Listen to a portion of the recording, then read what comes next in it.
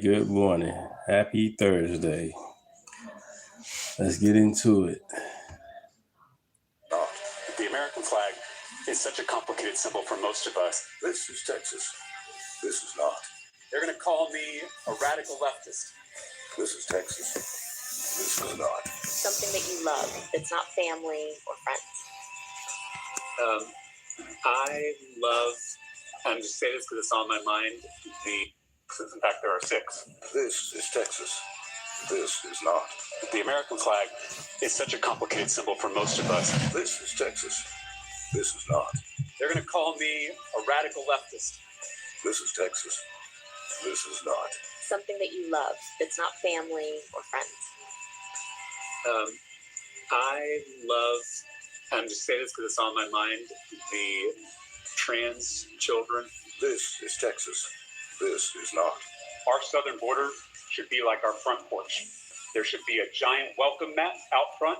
This is Texas. This is not. It is now existential that we try to reduce our meat consumption. I am proud to say that our campaign has officially become a non-meat campaign. This is Texas. This is not. They nominated someone more effeminate than Beto, and I can't wait for this race to get underway. Did you know that he looks prepubescent? These are the notes you took? Did you know that he looks like the guy that leaves an apple on the teacher's desk? That's this guy. Now, the major factor in this race, Greg, is whether Talafrico's vegan. Okay. Why do we think that? Well, because he's on tape saying, I'm proud to say that our campaign has officially become a non-meat campaign. We are only buying vegan products from our local vegan businesses. And so now that we're calling him vegan, he says, I'm not a vegan. And the Democrats are posting pictures of him swallowing large sticks of meat. Super defensive. And this is what it's going to look like for the rest of this race, is that him trying to prove he likes meat and him getting snapped, like trying to eat. He's going to have the meat sweats until November, basically. This is not the headspace you want to be in where you're trying to prove you're normal. You are then operating in your opponent's frame. Boy. So we got to follow up on a story that I covered earlier today. The Bombshell election victory out in Texas, the Republican Senate primary. Ken Paxton pulling out victorious over John Cornyn. Oh, yeah. The red wave is definitely going to be here for a long time. Oh, yeah. The red wave, baby. And in that video, I talked about Ken Paxton's opponent, James Talarico, a.k.a. James Talafrico, right? Word on the street, that's his stripper name, right? Damn. His stripper name is James Talafrico.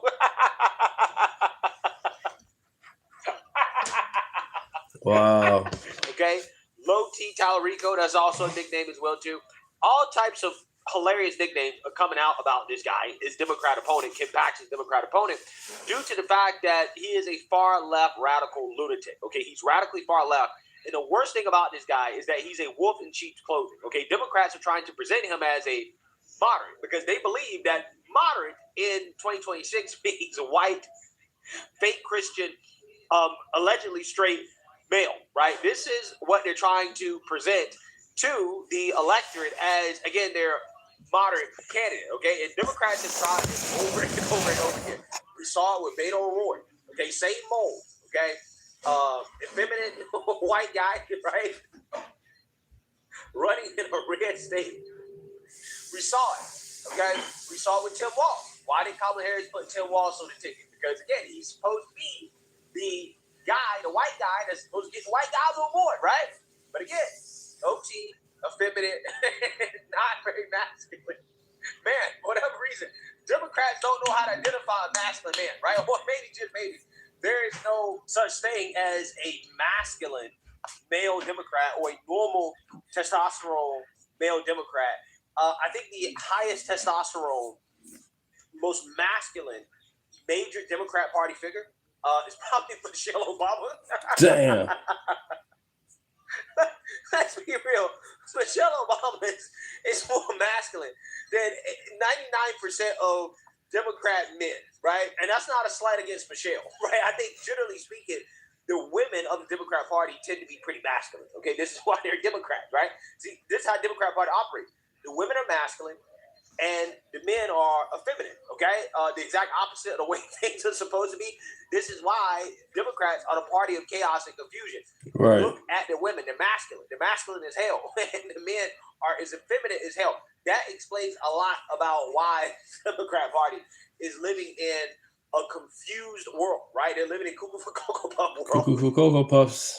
It all makes sense when you think about it. And that's why they're having such a hard time, okay? And again, that breaks me to James Talarico, who's not much of an upgrade over Tim Walz and Beto O'Rourke. But again, Democrats are pushing this guy like he's the next coming, right? He is the roadmap for Democrats to finally flip Texas blue, which is something they've been trying to do for decades. Your takeaways as this Paxton-Talarico matchup is set. Will this end up being a be careful what you wish for situation for Trump and his allies? Oh, no question about it, Anna. I worked for the last Texas Good morning, good morning. Democratic governor, Ann Richards. The Stone Age, never no Stone 35 Age. years. Being on the Democratic Party, that's the Stone Age.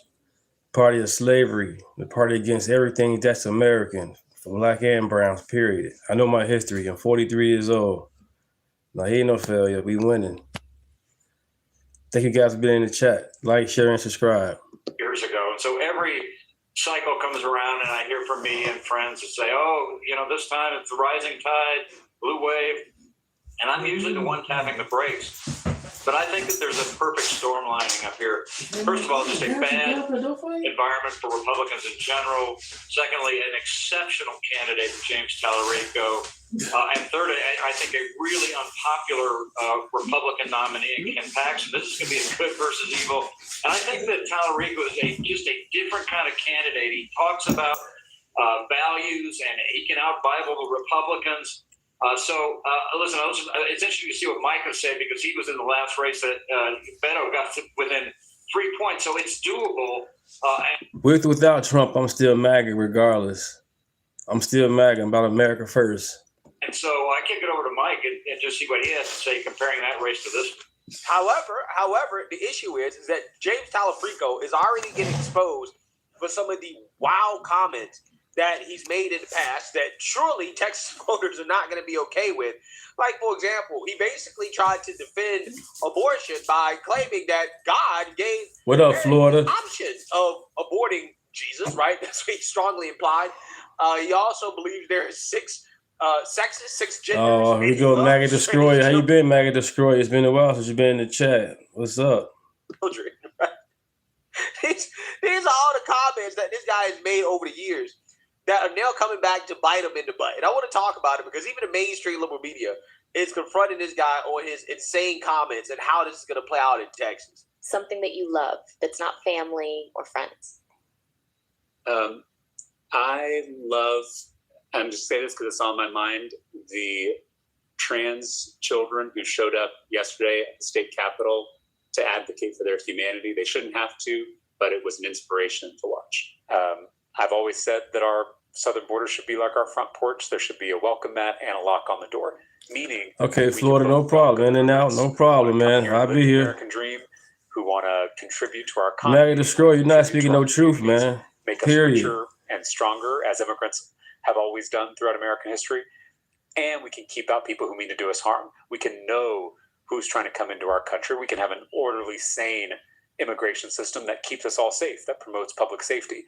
Just like you do at your own home. Many people, especially in Texas, we're hospitable. We're the friendly state in Texas. We'll give What up, Brad? neighbor What's up? What's up? off our back. But we also have a right to know who's coming into our home. We have a right to know why they're there and what their intentions are. We can be both hospitable and keep everybody safe at the same time. Our opponents don't want people to know that you can do both because they rely on using this issue of immigration to grandstand, to say that it's a choice between public safety and welcoming immigrants. And the truth is that has always been a false choice throughout American history.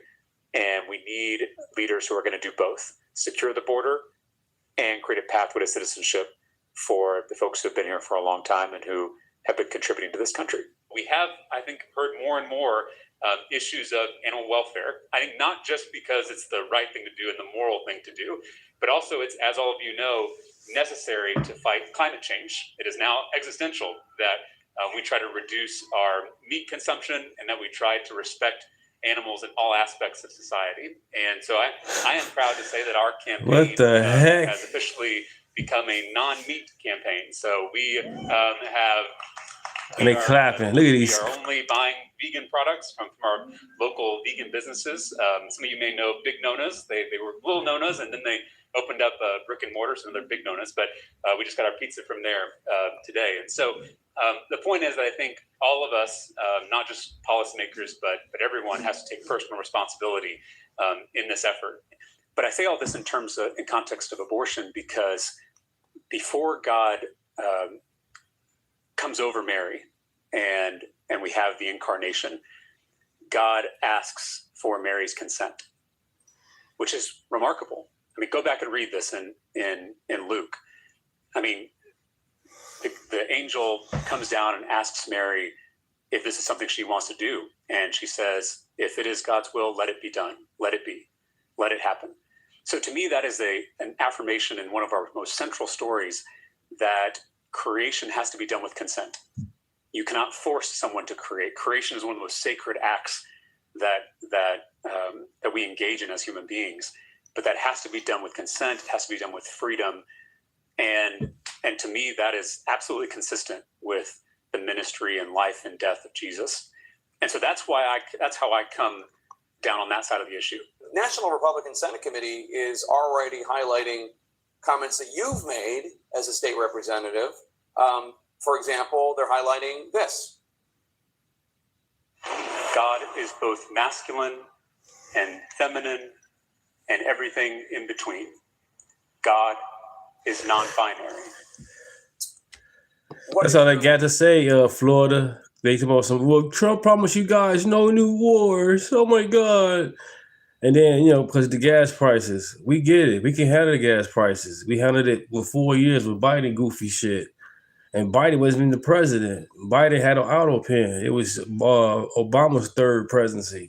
Y'all talking about somebody being a dictator and a king. That's Obama, the Black Messiah, who forced everybody on Obamacare, who gave Ukraine, gave Iran money, gave them $1 billion. And then the man deported 3 million illegals. And then soon everybody started voting red. They brought the illegals back, opened the gates up. Pay attention. Response to them using that and explain what you were talking about. Well, I understand that comment is a little provocative. I said it on the House floor when the extremists in the Republican legislature were picking on school kids who were different. But I don't think it's controversial theologically. Most Christians would acknowledge that God is beyond gender. In fact, right, he took care of the gay community. In his letter to the Galatians, said him and in Biden. Christ, there is neither Good morning, male everybody. nor Good female. morning. Thank you. And Thank so you. if someone's got a problem with that statement, they shouldn't take it up with me. They should take it up with the Apostle Paul. Yeah. So let me just say this about James Talafrico here, right? This is who Democrats are presenting as a so-called moderate, right? That should tell you just how radically far left the Democrat Party has become. Right on, Florida. Right on, Florida. That's it. They think voters are. Because, I just want you guys to understand what they're doing. All this stuff this guy is saying, this dude is woke. And this dude was not presenting himself as a straight white Christian male. If he was a woman, if he was black, right? If he was any other identity, let's be real, right? Good morning. Good morning. There's no way Democrats with a straight face could present this individual as the moderate choice, right? They're only saying it because from an identity perspective, well, straight white and Christian means moderate, which basically means in their minds that they think that voters are stupid, that voters are going to vote based off James Talarico's identity rather than his actual policy, right? What he actually really believes, okay? Because if you listen to what he actually really believes, he's not a moderate. He is probably the most radically far-left Democrat that we've seen in a long time. Him and Graham Plattner, I think they're in a race, right? For who can be the most radically far left. Okay, and he's the Democrat candidate out in Maine. So you got this guy as well too. Again, these people, these freaks are popping up all over the place, right? Flat out communists. Okay? And again, this guy is the worst type. He's the worst type of politician. Slime ball. Because he will bastardize the Bible, right? He will distort the Bible in order to fit his agenda, because he doesn't actually worship God or Jesus, right? He worships the Democrat Party. So again, that is why he's basically trying to imply things that are just incorrect, right? Like, we theologically have rejected this, right? Like, Mary did not have a choice, right? The incarnation of God, the birth of Jesus Christ, was the plan from the beginning. For James Tallarico to imply that it was optional because she gave consent, right? Even though the angel tells Mary that this is what will happen, not what could happen if she agrees, right? But what will happen, okay? A declarative statement that you will give birth to Jesus Christ, okay? You don't have a choice. But again, he distorts the scriptures, okay, in order to fit the Democrat agenda, to justify the unjustifiable. Makes no sense. It's crazy, man. With routine abortions, right? And he does the same thing on the issue of transgenderism, right? Again, this is the worst type of politician. He will literally distort and misrepresent religious texts, his faith, to help the Democrat Party, right? Should tell you everything you need to know about how compatible the modern day Democrat Party is with Christianity. Because if it was compatible, then he would need to do this, right? If the values of the Democrat Party were compatible with Christianity, he would not need to do this. But he feels no problem with that. Been on play for a couple of weeks, no problem. Democrats struggle with actual Christians, right? Not the progressive kind that wants the Bible to say whatever they want to believe, right? But the ones who actually really believe the Bible for what it says, okay, and at least try to adhere to it, Democrats tend to struggle with those voters. And again, they were presenting James Tallarico as the answer to that. And she's still for what people? Right? She locked up black people for smoking weed and then laugh about it when she smoked. Okay, this guy is just another she ain't for her people, man.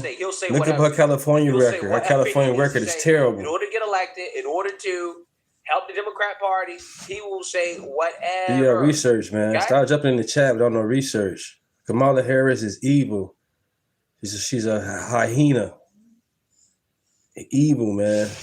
That woman don't care about nobody. And then she's so good and so great. What she ran on? What's her policies? Orange man bad. I'll do the same thing Joe Biden did. Come on, man. So in this interview, he's going to be confronted by a CBS anchor on some of his radical comments. And let's see if he can actually make it make sense for us.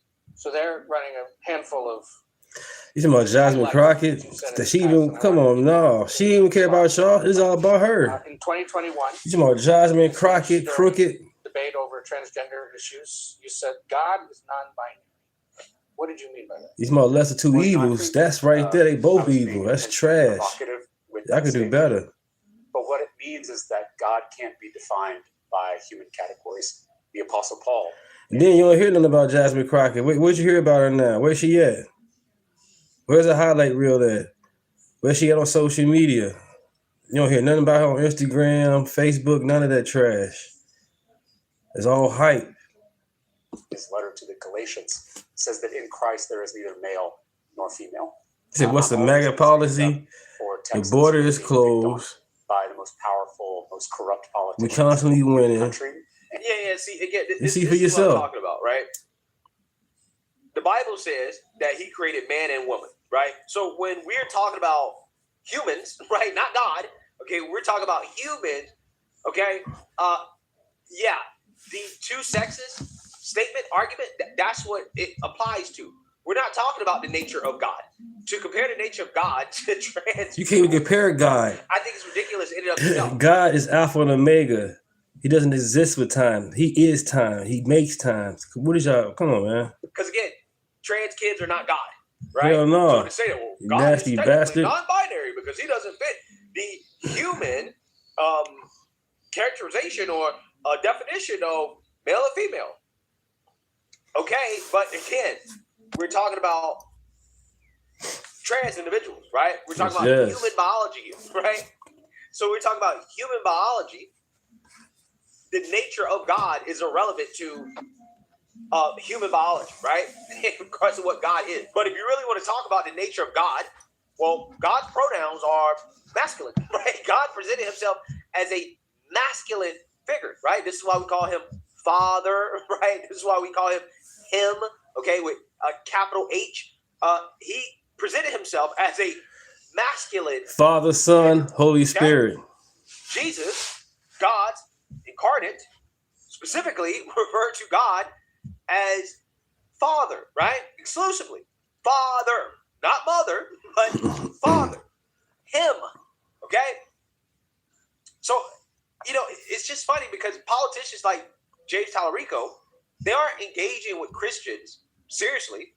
They're using it, the aesthetic of Scripture, to give progressive policy a religious veneer while rejecting the actual moral framework that Christianity teaches, right? Including sexual ethics, which is not aligned with the Democrat Party and their agenda. Marriage, also not aligned with the Democrat Party and their agenda. The sanctity of life, definitely not. Yeah, they set her up to lose. And she fell right for what Jasmine Crockett did. Nobody knew she was going to win. Which is She thought by having a social media the Democrat Party agenda, right? hype going to get her to win the election. That's not how that works. None of these things are allowed with the Democrat Party, right? So you have politics. 10-second clips is not facts. His job is to, again, use the aesthetic of Scripture to make it align with the progressive agenda of the Democrat Party. But again, it's not a serious engagement with Christianity in of itself because... Okay, compared to Trump, he's talking about Trump, but at least Trump had a doggone rainbow flag going on for the last, understanding and framework how many years with Obama and Biden? Okay? So again, this is the worst type of politician because he will quite literally bastardize his own alleged faith because it seems to me who he really worships is the Democrat Party, not necessarily the God of the Bible, right? So, yeah, I mean, guys like this, I can never trust a dude like this. Never. And then people that like, there's also people that like Trump too as well. That's gay. There's gays for Trump T-shirts out there, and people out there that root for Trump that's gay as well. So I don't get what y'all getting at with this. And then only just that, Trump comes out to what the Village People song, and they supposed to be gay. So I don't get what y'all getting at. If Trump supposed to be so evil and so transphobic, whatever, the man comes out to the Village People song. And continue doing that in this race and hopefully in the U.S. Senate. You call it intentionally provocative. You regret describing it that way or talking about God that way? There are some statements that I've made that I certainly regret. There are statements that I've made where I've missed the mark. I'll be the first to admit that. But Ken Paxton is intentionally clipping my cringy comments to distract from his career of corruption. No, it's not a distraction. That's what you believe, my guy, right? My guy. You're running for Senate.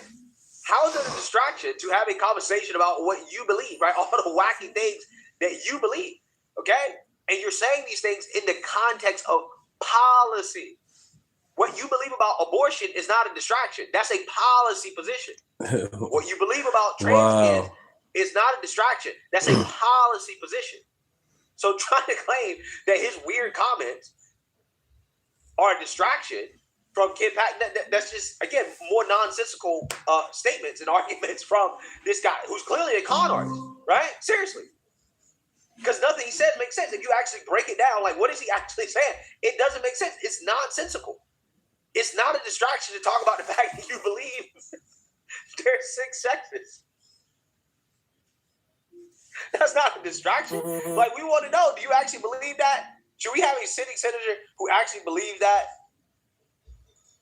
Ken Paxton has a criminal record. I have a legislative record. I've served for 4 terms in the Texas House of Representatives, where I brought Democrats and independents together to actually make progress for people. I brought Republican legislators and Democratic legislators together to cut property taxes, to raise teacher pay, to lower the cost of housing and childcare and prescription drugs. I've passed more than 60 bipartisan bills as a legislator. I've also called out the extremes in both parties, on the left and the right. I have called out Ken Paxton for his blatant corruption, but I also called out President Biden for failing to secure our southern border. So, And I want to get to the border in a second. Yeah, but he thinks there should be a doormat at the border, though, right? Again, more con artistry. This is the same guy. Well, see, I'm calling out Biden for failing to secure the border. Well, were you calling him out as the border was not secure, right? You know, when he was actually in office, where was the criticism? Not much, right? But yeah, this dude said there should be a doormat at the southern border that is welcoming for illegals. But at the same time, he'll say, well, I want a secure border. No, he doesn't. He wants illegals to come to the border. He wants to welcome them at the border, and he wants to bring them in. Okay, he wants to mass parole them into the country. That's essentially what Biden did. It's the same exact thing. So again, do not fall for this trick, Texas. Please do not fall for this trick. This guy is radically far left. Okay, he's not a moderate. He's not even close to a moderate.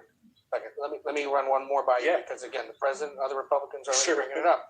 Again, in 2021, though, while debating a bill that restricted transgender student athletes, you said modern science acknowledges 6 biological variations based on chromosomes to argue that sex is a nuanced spectrum. You won't vote for your garbage youth. I feel you. That's what's up. Don't vote for this trash. There are 6 biological sexes. I know there are 2 sexes, men and women. I also know there's a very small percentage of people who have these chromosomal abnormalities, and I believe they deserve to be treated with dignity. So God made a mistake? I doubt it. Harping on, and it's perhaps the most curious of all. They say you're a vegan.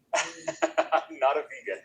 I'm an 8th generation Texan. I've been eating barbecue since before Ken Paxton's first indictment. And this campaign basically runs on Texas barbecue. If all they have is lying about me being a vegan, I feel pretty good about our chances this November. Yeah, Texas, you can't let this guy be your Senate representative. You just can't, right? You can't. There's no way. There's absolutely no way. There's no way. I'll be very, very, very disappointed in Texas if they elect this guy. Okay? So I personally believe.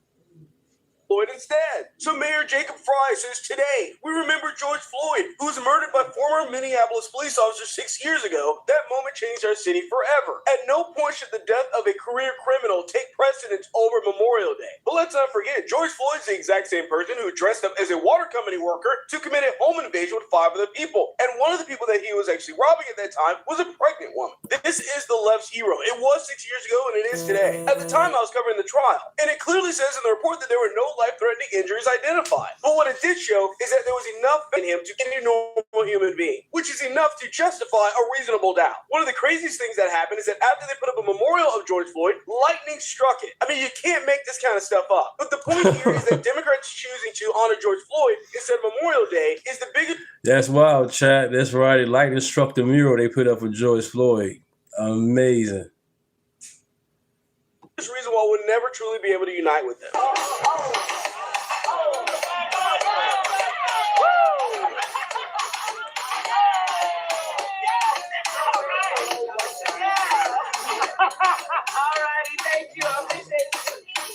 What's going on, everybody? Appreciate you guys pulling up.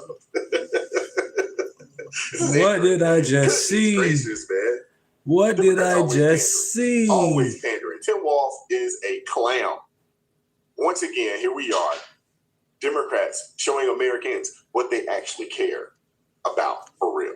Okay, Lord. Okay. A couple of days ago, they decided to celebrate the death of George Floyd on Memorial Day. They could have did that on Sunday. They could have did it on the following week. They could have did it Saturday. But no, they chose to celebrate on Monday. which is Memorial Day, which was a day Tampon started Tim. by freedmen, Black Americans, to celebrate or to honor the lives of the Union soldiers who fought in the Civil War. And it has since been adopted, as a day that we sit back and not mourn, but celebrate and be thankful for those that gave up their lives, the ultimate sacrifice for our nation, those that wore the uniform. Small percentage of people. It's a very small percentage of people. Right, Yet the salute left you guys. continues to Appreciate show you us guys. exactly who they are and what they're about. And then you get Al Sharpton out here saying some of the most reckless and crazy stuff, imaginable. But I guess we shouldn't be surprised. Hit the like button, share the video, subscribe to the channel. Let's get into it. Now, Jigaboo Sharpton is at it again, people. George Floyd's story is the story of all black folks. No, it ain't. So what? You said all black folks are criminals? His story? Are we talking about the same Dan who went to jail 8 times, held the door as a pregnant woman, committed robbery, resisted arrest, ain't surmounted to a thing his entire life living on this planet? That man? You said black folks' story is like that? But that ain't my story, sir. The boy consumed a god-awful amount of toxic items before he was unalive. 3 grams of, that's enough to unalive anybody immediately, expeditiously, riveting. You know this, don't you, Al Jigaboo Sharp? You, along with the Democratic Party, was trying to convince us that Eric was the issue. Now, I think the knees was a little bit too excessive. I think most of us can agree to that. Yeah, but count for 20. also understand he did not die because of no knee. We can't be who we want to be. Sir, you've been a multi-millionaire most of your life. What are you talking about? Are you capitalizing off easily manipulated black folks? Whites kept their knees on my neck. Are you sure about that, sir? Because I'm sure white folks made you wealthy. Al Sharpton did every week is something with this guy.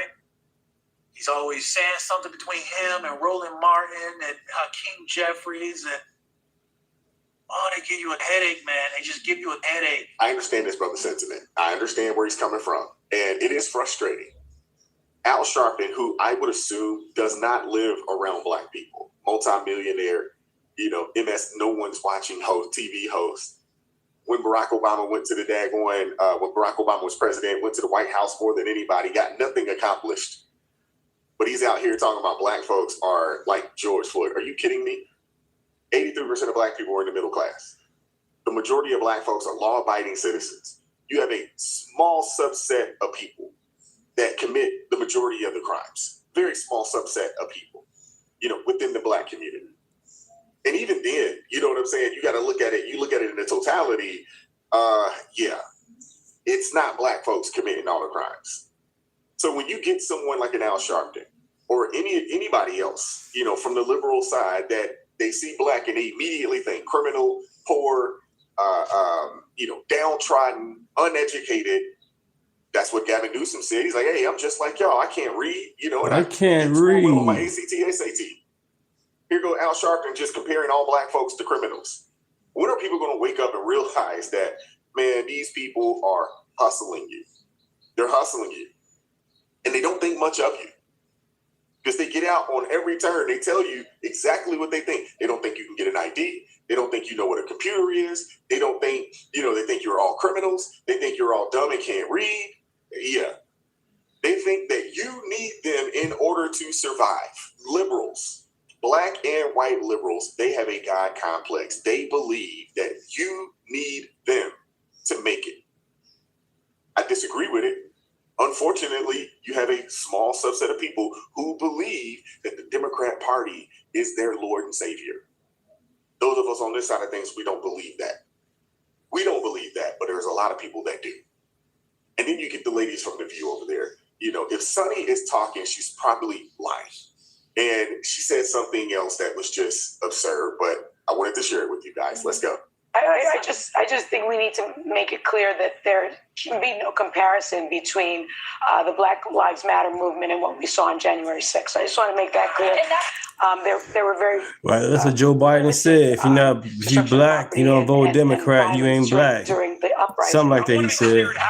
That shit's crazy. This is mostly a protest. It is not generally speaking unruly, but fires have been started. Oh boy. And they were about January 6th. And look at this trash here. Stop bringing up January 6th. And when you had this so-called summer of love going on. Something on fire, Chris, a firecracker. No one should be destructing property and that sort of thing, but I understand the anger. What you are seeing now, these images came and come in stark contrast to what we saw over the course of the daytime hours in Kenosha and into the early evening, which were largely peaceful demonstrations in the face of law enforcement. These people are crazy. This lady right here, crazy. If she's talking, she's lying. Do you guys recall those riots from 2020? Those riots caused roughly $1 to $2 billion in insured damages, making them the most expensive episode of civil unrest in United States history. They tore up Chicago, Madison and Laramie, Division, North Avenue, Kesey, Pulaski, all Washington Park, Garfield Park, all of Chicago tore that shit up, North Side, West Side. Division. All them old stores are not coming back, period, for no reason. They're the most expensive riots to ever transpire. We're talking 1,500 businesses and properties damaged, over $500 million in property damage, all around the daggone Minnesota area. And this lady had the nerve to come out and say that there were more damage done during J6. Now, I'm not one to say that the folks in J6, what they did was right. The protest, I have no problem with. Once they started going into the Capitol, I'm like, yo, what are y'all doing? I remember watching it on TV, and I'm like, the protest, whatever. Big deal. You have the right to go out and protest. Once they started, going into the Capitol and they're in people's offices and things of that nature, I'm like, yo, this has gotten out of hand. And I'm like, the Democrats are going to use this in perpetuity. That was my thoughts when it first went down. I'm like, you just gave the Democrats, you just gave them ammo in perpetuity. And now look at this. $2 billion. Those guys in J6, they didn't do $2 billion worth of damage. What? They didn't do that. They didn't cause 1,500 businesses to be damaged and shut down. They didn't do that. This lady is insufferable, man. I can't stand her. I heard Joy Behar is taking a hiatus. I wish they would permanently put that show on hiatus, man. Permanently. All of them got to go. All of them. Get rid of it. Fox News alert, a BLM executive indicted for embezzling millions in donations and spending it on vacation, shopping, houses. Senior national correspondent Kevin Cork has the details. Kevin. Crazy stuff, my friend. Authorities say over a 5-year period, 52-year-old Tashella Sharia Moore Dickerson, just like the song, the executive director of Black Lives Matter OKC, diverted more than $3 million in return bail checks right into her very own bank accounts. And tonight, thanks to a 25-count federal indictment, she faces up to 450 years behind bars and millions in potential fines. Dickerson charged with 20 counts of wire fraud and 5 counts of money laundering, following a scheme in which she's accused of routing money intended for the group's programs into accounts that she controlled between June of 2020 and October of 2025. The indictment said she used the money for her own personal benefit, including travel to Jamaica and the Dominican Republic, tens of thousands of dollars in retail shopping, more than 50 grand in food deliveries. Also a vehicle and 6 real estate properties as well. When contacted about the charges, a spokesperson for BLM says that they practice a, quote, model of decentralized leadership. Got it. Oh, and by the way, you've heard the expression, birds of a feather flock together. Well, I'm going to leave this right here, Jesse. Look at this. So $3 million in fraud. $50,000. Lock her up, man. Both of them. Well, she already got locked up already. Get rid of Eon or more. Get her up out of here, man. You know what? Let me not be me. The Constitution is not for her. She's not an American-born citizen. She's from Kenya, a refugee. So many people. Send her ass back. In the community. Period. Homeless, people who are, suffering from, food insecurities. Could have sent some people to college. Could have, gave some business grants. These people don't care about you, man. They don't. They get out here and grift on the backs of black people, but they don't actually care about black people. This right here is a prime example. Another example. She's not the first, and I would assume she won't be the last. We're going to continue to hear about these people getting caught up, in fraud. And the fact that she's facing 450 years in prison. These are federal charges. The feds don't lose. 89%, if I'm not mistaken, 88 or 89% conviction rate. 94% of people just take the plea. She's going to take that plea. They got it. Typically when the feds come and they got you. She's going to take the plea. What are you talking about, Pluto boy? 25 years or so. And, it's the last we'll hear of her for quite some time. Sick. A woman can't raise children. You can't raise children you got to have balls. You got to have a man. And for a man to not take responsibility to raise his children or to be, you have a responsibility before God. And we don't want to hear that. They say a man that doesn't take care of his children, doesn't provide for his family is worse than an unbeliever. Women's rights. No. We got the sickest, poorest, economically deficient people on the planet. The other thing is this, is that when that boy Mondami came out on the scene, this is he is, if you will, if you must, Hamas supporting anti-Jesus, and Nick talking about he got a good program. I don't give a damn how good his program is. And Jesus is Lord, and I'm voting for him, and I ain't tell nobody else to vote for him. I'm tired of the Democrat Party making fun of our women and fun of our men. I'm tired of it. I've had enough of it. The man needs to stand up and be a man. Hey, the language can be a little harsh. A lot of this I'm going to bleep out, but he's absolutely right, man. And I'm glad that people are starting to call it out. I'm glad you're starting to see it, man. Free bus ride. Rent free. There go the man. Government, gimme. Wow. Hey guys, it's Latina, your favorite community advocate. So I'm pretty sure you saw the video below. It's a local pastor from Harlem who's very vocal. He's, I don't condone the languages that's used in this video, but he is making some very valid points about the Black community and how we can be suckered by the Democrats with these whole freebies. And we need to start valuing our worth, our votes, and start making these politicians earn our votes. The word free is a very, very dangerous thing for the Black community.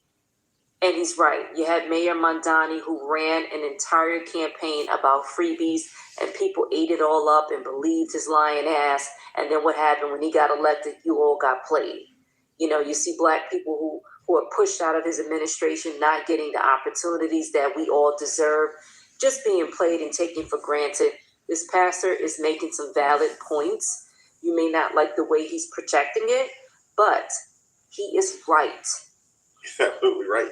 Folks gotta stop falling for the politics of the Democrat Party. To be honest with you, stop falling for the politics of any politician out there, regardless of what side. Said that she's telling the truth. Why are we giving you money and you don't even you getting rid of it? Like you don't even want the responsibility. Okay, and we are rewarding women for terminating their pregnancy and then calling a man a deadbeat. So if the father doesn't want the baby, by law, he's forced to be responsible for the baby for 18 years. They make him pay child support. They'll put him in jail. They'll take his license, everything, if he doesn't want the baby. But if the mother doesn't want the baby, she gets to terminate the baby and get a pat on the back. And they call the father the deadbeat. But you the deadbeat, mama. Not the daddy. You deaded the beat. You stopped the heartbeat. You're the deadbeat, not the man, not the dad. So, at the same time, they want equal rights. Well, if a woman should be able to abort a baby when she doesn't want it, then the man should be able to walk away when he doesn't want it. A man should be able to abandon the baby when he doesn't want it. And then we can be able to see how ridiculous all of this really actually sounds. A lot of liberals, they're on right, left, independent, doesn't matter. Stop falling for it. Hold these people accountable. Make them earn your vote. Don't just vote blue no matter who, because when you do that, you get nothing. Everybody's been saying this. Everybody's been saying it. just blindly supporting a party or blindly supporting a candidate because you think they're a Democrat or because they're black. Where is that getting you? Supporting an organization because it says Black Lives Matter when they've done nothing. But still, that's all they do. And that's racist right there. Black Lives Matter. Soon they have something White Lives Matter. They could call it racist. We're going back to slavery, the white man taking over white supremacy. All this stuff makes no sense. Man, you add color to it. If they have Chinese Lives Matter, they go crazy. If they have Jew Lives Matter, they really go crazy. It's stupid. All lives matter. They've done. How many stories are you going to hear about different members of Black Lives Matter, these organizations that take all this money? They took a lot of corporate money. You had a lot of folks donating to their coffers, and you find out they do nothing for the community. Nada. And they actually have the ability to do so, but they make a conscious choice not to. Got to ask yourself why. I want to hear from you guys in the comment section. What are your thoughts? Hit the like button, share the video, subscribe to the channel, turn the notifications on to all so you never miss an upload. Consider joining the ARP family or buy your brother a coffee. That link's in the description box below. Appreciate the love. I appreciate it.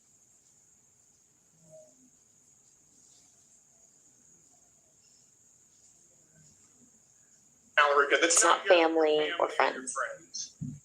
Tallarico, apparently, not long ago, was on a podcast, and the podcast host asked him, she said, what are some things that you love, Mr. Tallarico, that's not family or friends? And the first thing that popped into this guy's mind was trans kids. Hey, that's pretty weird. You could say that again, Mr. Gill. I mean, this guy is one of the weirdest dudes I've ever seen in my life run for office. And of course, he's running as a Democrat. Most Lives Matter camp, damn. Race for the midterms. Ken Paxton, Trump's endorsed candidate, beat out the vermin swamp, do-nothing GOP mainstay who's been doing nothing for 4 decades, John Cornyn, who lost in the primary.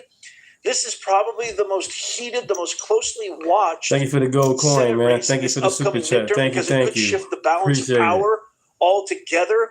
But this is the kind of guy. Move over, Davy Crockett. There's a new Texas trailblazer in town, and their name is James Tallarico, the man who bragged our office is the first in the history of Texas to add pronouns to our official business cards. I am running around like a crazy person today, spreading his white skin wherever he goes.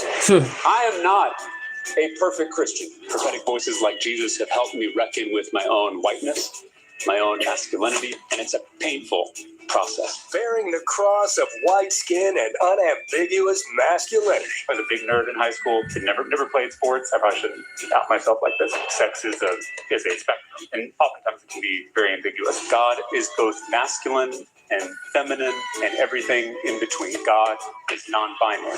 Straight from Revelations in the woke James Bible. I want us all to be aware that there are many more than 2 biological sexes. In fact, there are 6. And on the 7th day, crazy, they rested. But not James Tallarico. He built an ark big enough for all creatures. To be able to write legislation that benefits not just people, but also our animal friends. Just like the Supreme Court said, 1 cow, 1 vote. Now, Existential, that we try to reduce our meat consumption. That's the right thing to do and the moral thing to do. The 11th commandment, thou shalt not smoke brisket. I am proud to say that our campaign has officially become a non-meat campaign. So step aside, Sam Houston. Tallarico's bravery towers over Texas. He's fighting for all 6 genders and tens of thousands of species. I guess we just have a different moral yardstick. You know what insults Jesus? Binary white people who eat barbecue and remember the Alamo? There's only been one perfect Christian. And they certainly weren't a carnivorous, Caucasian, binary Homo sapien, according to the woke Gospel of James. They're going to call me... Right, Brad, no meat in Texas? You crazy? Un-American. And bar none. All that beef in Texas? Senate the Lone Star State has ever seen. I can't believe Texas would actually elect this guy. I really can't. Texas, if you're from Texas, please let me know in the comments what your thoughts are on this guy. But this is what happens when you mix Che Guevara into Kamala's cocktail that spills on Jamie the Rat Raskin, his lap, while he dry humps Chrissy Murphy. President Trump posting this after his candidate, Ken Paxton, won. And I'm going to share a lot more about that in just a second.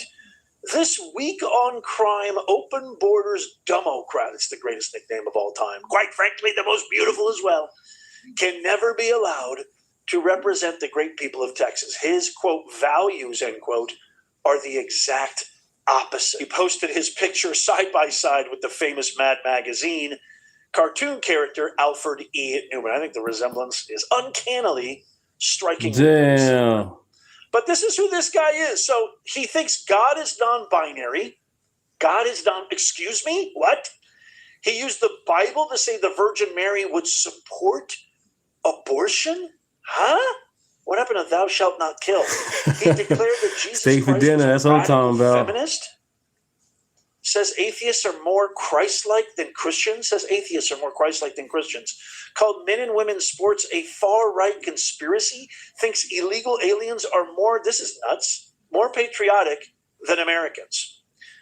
And as if it couldn't get any kookier, as if he couldn't become any more psychopathic, believes there are 6, not 1, not 2, not 3, not 4. He believes there are 6 biological sexes. And he also posted guides. This guy is a demon. These Democrats. He posted guides on how to evade ICE. He also called the border a giant welcome mat, wants to abolish prisons, and when asked what he thinks about besides family, as I shared in the earlier clip with Senator Brandon Gill, he said trans kids. Texas, please, for the love of everything, and the love, more importantly, of your country, do not elect this cretin. This is like, we don't need proof. We don't need the UFO files. We have living proof in James Tallarico that aliens live, eat, and work amongst us. The guy who's revolutionizing politics, the guy who's putting America first, the guy who's fighting this kind of insane, delusional, alien way of thinking that has nothing to do with America, President Trump, he has absolutely put an ironclad stranglehold on the Republican Party.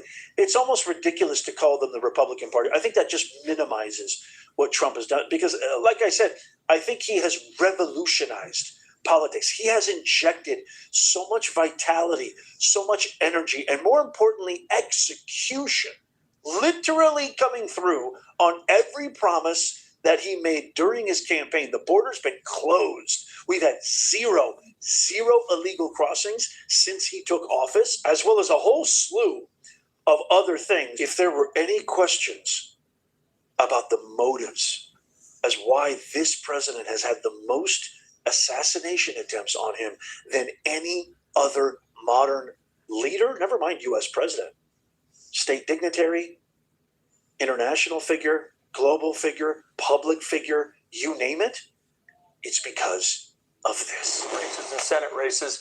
This is his scorecard, okay? He has endorsed 8 governors. Now, some of these races weren't real close, didn't have a lot of competition, but some of them did. I mean, we saw what happened in Louisiana, the primary of Bill Cassidy. We saw what happened a week ago tonight with Tom Massey in Kentucky. And now we're seeing it again tonight, okay, in Texas. Governor level, Trump endorsed 8. He won 8 times. U.S. House, 101 endorsed. Again, thanks for the super chat, man. I really appreciate it. 101 Thank you, endorsed thank in you. the House, and he won 101. Let me put on the pencil right here and show you this. U.S. Senate, Sean, he has endorsed 8 candidates. And prior to tonight, he had won 8 times. And now you can take the endorsement from 8 to 9 endorsed, and from 8 to 9 winner. Ken Paxton was outspent 9-1. Got the endorsement from Trump, got the endorsement of Wesley Hunt, the congressman who got knocked out 2.5 months ago. And now we got this setup in Paxton and Tallarico. Many Republicans felt if John Cornyn could win tonight, that he could be an easy winner over Tallarico. We'll never know that now. And a lot of Republicans felt that they could save a lot of money too if Cornyn won. But that did not happen. He reposted also that updated graphic. The man's record is absolutely flawless. He's undefeated. He's the GOAT. He's a winner. He's the only true representative of the people. This is exactly what I voted 3 times for. This is exactly what the American people want. We want mass deportation. We want crime to be illegal again. We want the economy to come back and right the ship. We want to get rid of regulations. We want to get rid of DEI, which is a racist, anti-American, antithetical to everything we believe in, contagion and ideology, and a whole lot more. We want men out of women's sports. We want men out of our daughters, our wives, our mothers, our grandmothers' locker rooms, gyms, etc. We want the Save America Act passed. As a matter of fact, a lot of people are saying, and I tend to agree with them, Cornyn would still be there. Massey would still be there. And Thune, I hope you're paying attention because you, sir, are next. But all those guys would maybe still have their seats if they just did what the American people wanted. I'm not even going to say did what Trump wanted. What Trump wants is what the American people want. Period, point blank, end of story, full stop. Here's President Trump congratulating Ken Paxton on his Truth Social platform. Congratulations to Ken Paxton on such a tremendous win, and to John Cornyn for having run a strong and powerful race, but more importantly, having had a truly great career. See, he's still gracious. John will remain my friend for a long time to come as we both watch Ken become fantastic, common sense senator, one who is respected by all. His opponent, Alfred E. Newman, he doesn't even call him Tallarico. Maybe the worst Texas candidate I've ever seen. Strong, open borders advocate. He is weak on crime, believes there are 6 genders, is insulting to Jesus Christ, will never support the military, was a big mask wearer until recently, and is a vegan who dislikes meat. Not exactly a good way to be if you're wanting to win an election in Texas. You can say that again. Jasmine Crockett, a very low IQ individual who is no relation to the legendary What up, Brian? David Crockett. Do you even need to say that? What up, Chad? Everybody. Choice for the Democrats. I will do some nice, big, beautiful rallies for Ken. Texas, this will be fun. God bless America, President DJT. How do you not love this guy? It's impossible. I want to just share a couple of other posts. He posted this. I don't know if you guys heard about this, but ex-vegetable-in-chief Biden is suing the DOJ to stop the release of the audio recordings connected to the special counsel probe. Remember the big, gigantic, fabulous fabrication that the woke media, that the Democrats, that the entire White House at that time, this was like one of the biggest conspiracies, the biggest scandals in American history. We didn't have a cognitively functioning president. We don't even know if he was president. The autopen was president. I mean, it's like the biggest scandal. The fact that these Democrats can ever show themselves, show their faces in public again is insanity. But he's actually suing. Why would you sue? Now, here's a question. Why would you sue the DOJ for releasing to me like an old man who barely knows where he is? Essentially, that's what he said. So that'll be interesting to see how that works. More good news. We keep winning. More good news. Trump keeps winning. More good news. America keeps winning. Congratulations to the Democrat Party. Al, who I affectionately refer to as Geico Caveman Green. Remember the guy who kept yelling at all the state unions? He is not going to win. Trump like 10 more times. One of the most mentally deficient congressmen, I agree 100%, in the history of our country, has lost in a landslide his seat in Congress. But I will miss that lunatic not screaming and violently waving his cane at me during the next State of the Union speech. Make America great again. God bless America, President DJT. And if you're wondering why I call him affectionately the Geico Caveman Al Green, well, maybe this will enlighten you. Can't tell me the resemblance isn't uncanny. Can't tell me that's not a huge similarity. Am I right or am I right? Let me know in the comments. More posts, more winning. President Trump, CNN, claiming Iran's Navy is strong. He posted this meme. Meanwhile, in the bottom of the ocean, sniff. There is Iran's Navy right there. He posted that. And lastly, President Trump recently took another cognitive test where the doctor himself said, I've never seen anything like it. Not only did you ace it, but you did better than anybody else. And he posted this on Truth Social. Trump with a check mark, 3 aced cognitive tests. Biden, big fat goose egg.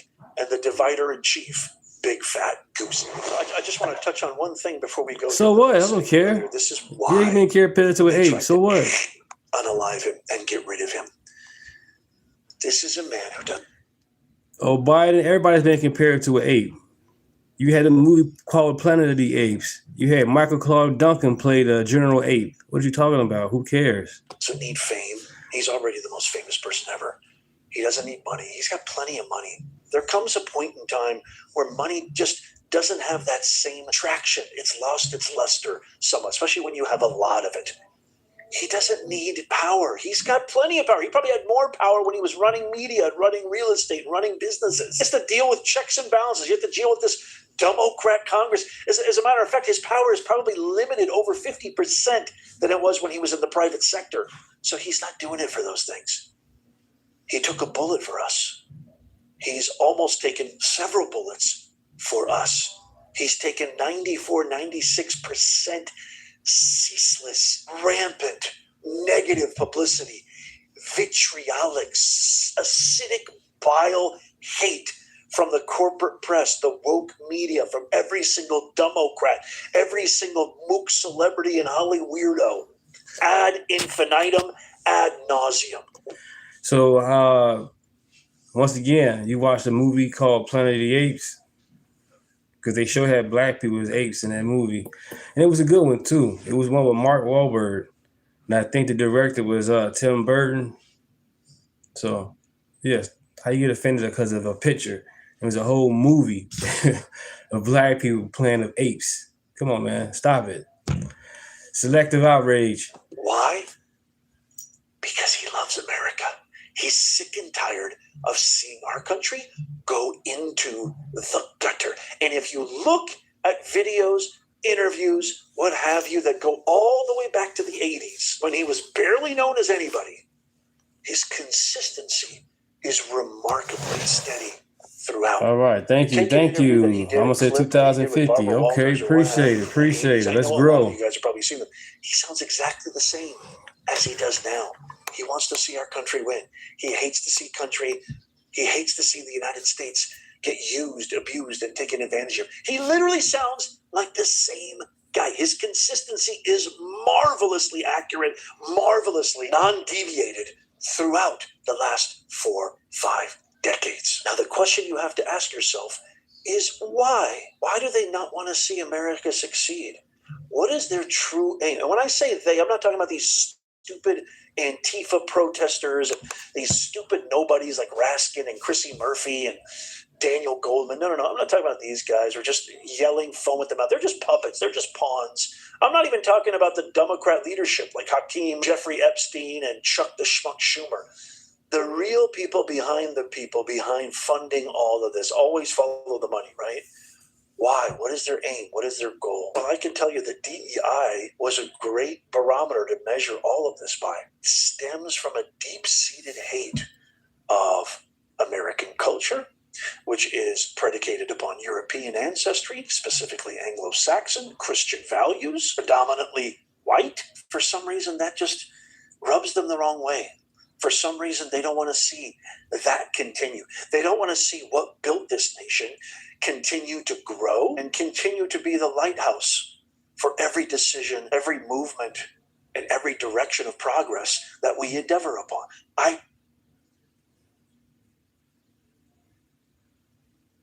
To our neighbors, our community, and to this country, we can bring light. Cassandra, dumb bitch. You better believe we're going to be making fun of her some more on tonight's live stream, 4:30 Pacific. Come check us out. Put a link in the description box below and the first pinned comment. It's my man, Salty Cracker. I guess since her climate grift has evaporated, AOC's definitely got to go full tilt towards fighting that patriarchy. Oh, wait, no. Oh, that's a shame. What is wrong with her nose? She doesn't like side profile pictures because she's got a Star Wars character nose going on over there. And it's kind of amplified considering we got to focus in on your nose because you're so modest now that you have adopted Islam. What is going on over here? Take a look at this. Here's Latina AOC wearing a hijab in New York while they are celebrating Eid. Yeah, but she's not a Muslim. Yeah, it doesn't matter. She's just going to cosplay. It's totally fine. That's not offensive? That's not horribly offensive? This mentality from the people like her who push it You're not allowed to have dreads if you're a white person because that's cultural appropriation and means towards Africans. But you could just put on some of their cultural religious garb. That's totally fine. And again, that is a totally patriarchal society, Islam. You have to wear that. You don't have a choice. The women don't have a choice. There ain't no hijab choice in any of those Islamic countries. No, you got to wear it or they'll stone you to death. Yeah, the whole patriarchy thing that you're completely always whining about. Your hijab goes really well with your suit, by the way. I'm wearing my power suit. You might have forced me into covering my hair, but I'm going to wear my Hillary Clinton pantsuit. Take that, patriot. No, you lost. You totally lost. Oh, she is. Let's go. That is there you go. Oh, she hit the wall. She hit the wall hard. And then the wall fell on her. Fish tacos shot out. Neighbors, our community, into this country. He's got a soccer jersey on. That's great. That's the best part. You stupid bitch. You put the hijab on. I got a sock. Oh, yeah. Oh, no. Listen, I want to be super duper respectful to the religion of Islam. Let me put a hijab on over here. Come on, you guys. That's funny as hell. That is funny as hell. This man straight up Muslim and he's wearing a soccer jersey. You can't make this stuff up, man. Come on, Democrats, man. Y'all liberals, man. Y'all keep on giving us good content every day. I'm loving it, man. Y'all are hilarious, man. On the real. She went a hijab. He went a soccer jersey. Even though I'm not Muslim. Meanwhile, he's got his soccer jersey on. There you go. She got dog walked. For the religion that hates dogs so much, they just dog walked this stupid bitch in front of everybody.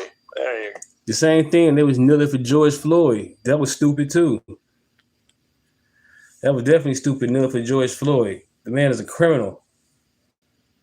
But then once again, it's Democrat, Karens and Kevins, they go for the opposite. Instead of fighting for the hero, they fight for the villain. They retarded. Let's continue. Yeah, Salty Cracker be coming with it. There you go. Wow. That's hilarious. There you go. Here's AOC in 2021, by the way. I think one of the reasons that impact was so doubled that day January is 6th. because of the misogyny and the racism that's so deeply rooted and animated that attack on. You're such a dumb cunt. Yeah, there you go. Oh my God, I care so much. Oh, look at the January 6ers. What up, Jason? Walking in between the velvet ropes with all their rain down and massage. Oh, look at these patriarchal sons of bitches. The capital, white supremacy. Oh, white supremacy. And patriarchy are very linked. Bingo. She come out white supremacy, but her boyfriend or her husband, whoever she's with, he's white. He might be Irish at that, so that's even more funny. I got dumb cut bingo over here, Abe. Yeah. I got misogyny, racism, white supremacy. More fraud for you if you both blue. Yeah. And you're still missing climate change. Yeah. But I'm sure you let this roll long enough, I'm sure this stupid bitch will say something about climate change. Yeah, she cares so much about patriarchy. There you go. Put the hijab on, you stupid bitch. Make sure that you got a male escort. You're not allowed to drive anymore, by the way. Yeah. Not allowed to drive. Yeah, that's weird. Can't go out on your own. Yeah, because of all the patriarchy of this religion that you stand up against so much. Oh, no. There you go. There you go. Yeah. What you have here is AOC is a dumb whore, and she'll say whatever thinks that will make her some money. Yeah. So she wants to be out there. She wants to be high profile. And so even though she's made a career telling you that patriarchy is around every corner, patriarchy is keeping us women's down, especially us Browns women. Us Browns women over here. Patriarchy. Yeah. There you go. There you go. Put the hijab on. Yeah. And of course, they don't find it culturally insensitive that she's wearing a hijab. They see it as a victory. They made all of these dudes who Iran Mandami, all of these dudes right here, they made that chick wear a hijab. They've conquered her. They took a U.S. rep and they conquered her, put her up on the microphone, and made her completely walk back all of her rhetoric that she's famous for. Yeah, they're celebrating it. But there you go. AOC, champion of women's rights. And they want her to be president. And you want her to be president. Get the blank out of here. Ain't no way. She gonna run for president? No way.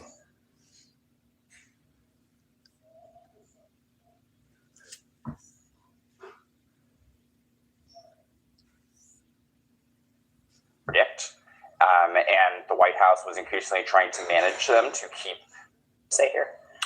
Well, she says that she's never seen him act that way before or since, but in the interviews that over 200 of which that Jake and I did, other people did see him act like that in the months before and in the months after that. And those moments became increasingly hard to predict. Subscribe. We haven't already. Let's get it. Those moments out of public view. And eventually, during the debate, they could no longer hide those moments from the public.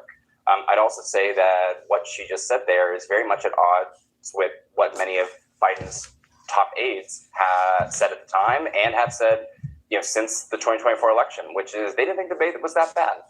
And they thought the Democratic Party way overreacted. They certainly didn't think that he was having a stroke at the time. And they thought it was, he was clearly trying to say big pharma and instead of beat Medicare. And that this was a whole, tempest in a teapot overreaction. But Joe Biden is now saying that at the time when she was watching, she thought her husband, the President of the United States, was having a stroke. And then also later that night spoke at a rally in which she praised his performance, then also did an event right afterward at a restaurant, and then also let him go and do a rally the next day in North Carolina. That seemed... Boy. So we got to talk about a fascinating segment on CNN where you're going to have the panel turn against the Democrat Party over their deceptiveness after a stunning Jill Biden debate admission about her husband, Joe Biden. Now, everybody should be familiar with this story. It is a classic story of how the Democrats love to gaslight the American people. Okay, Joe Biden fell apart in front of the world to see at the debate stage, the CNN debate against Trump, to the point where you had some Democrats come out and say, hey, this guy got to drop out, right? Even the mainstream liberal media noticed it. They told us that it was cheap fakes, that it wasn't real leading up to the debate. But when the debate happened and we saw it, right, they couldn't deny it anymore, right, without completely and totally ruining their credibility. However, individuals close to Joe Biden, like Jill Biden, continue to deny reality. And now she's acknowledging reality because she's trying to sell a book, right? She's trying to sell a book. So she's throwing her own husband under the rug. Damn, to that's sell some crazy. books, right, to make some money. Okay, it should really show you how much the Democrats are willing to sell each other out for money, right? I mean, that's what the media did. That's what a lot of Democrat allies did after Joe Biden was out of office. All of a sudden, they admitted that, Mark Kelly's not going to win anything, period. And the Democrat Party covered up, right? The mainstream liberal media covered it up as well, too. So we're now revisiting this. The military not going to vote for this Biden guy. brought it up. And she's being roasted, even by CNN, for the hypocrisy, for lying about her husband's condition. So without further ado, let's go ahead and get into this. A stunning admission from Jill Biden about her husband's debate performance. Take a listen. Were you horrified as you saw it unfold? You got blocked? That's crazy. Horrified, I was frightened. Because I had So you hate the Democrat Party and still got blocked? Seen Joe like that before or since. Never. Or since. Yes. Or since. Never seen him like that. No. Does anybody believe that? Hell no. She never saw Joe Biden like that. Yes, she before did. the debate or after the debate. Now, it's been like, what, a couple years now? Right? Yeah, almost a couple years since that debate. You mean to tell me she never saw one of those episodes from Joe Biden show up again? Come on. I'm glad you're in the chat. She's absolutely full. I don't know what happened. I'm glad you're in the chat, man. I don't know what happened. I mean, as I watched it, Like, I thought, share, oh my subscribe. God, he's having a stroke. And it scared me to death. Wow. That interview comes just weeks before the release of the former First Lady's new memoir, and it's the first time that we've heard her express any concern about that debate that ultimately ended Joe Biden's 2024 campaign. But that stands in stark contrast to what Joe Biden had to say just moments after the debate. Joe, you did such a great job. You answered every question. You knew all the... Well, I apologize, New Greek Times. My apologies on that. I probably read your chat and got it misconfused.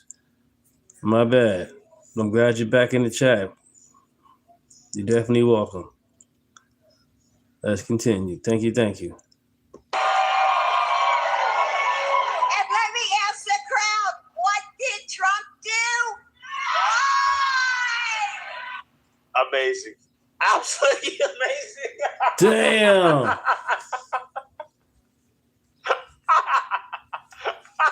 Bruh, looking back at this, it's wild. It is just wild to think about how every accusation is an admission from these people, right?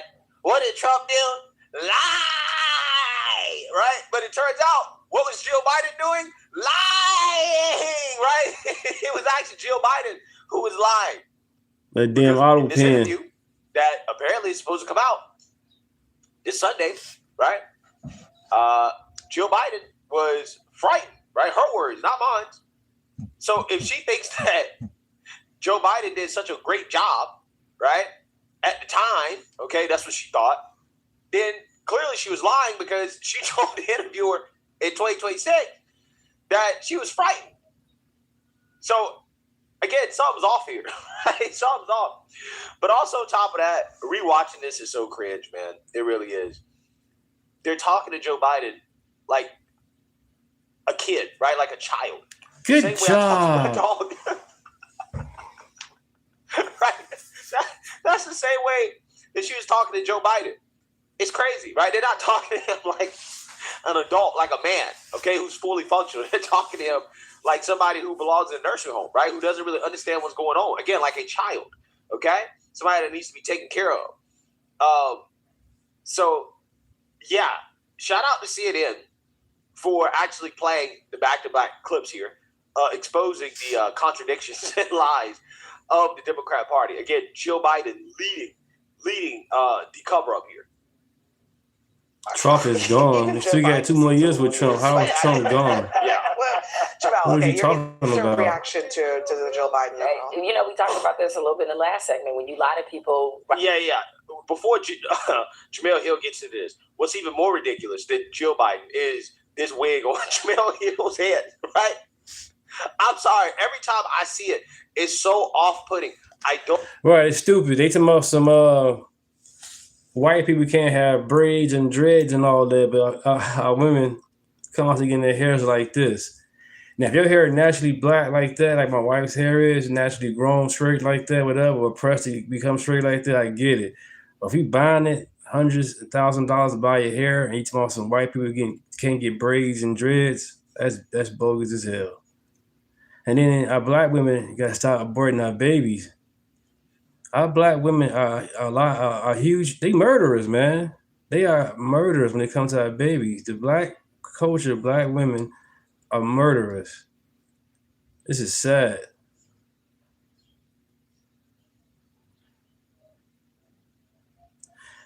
Brad loves. Trump hates me. Okay. So, Trump hates me. Now what? I'm still gonna rock my hat regardless. Let's continue. You see this chat? He said Trump don't like me.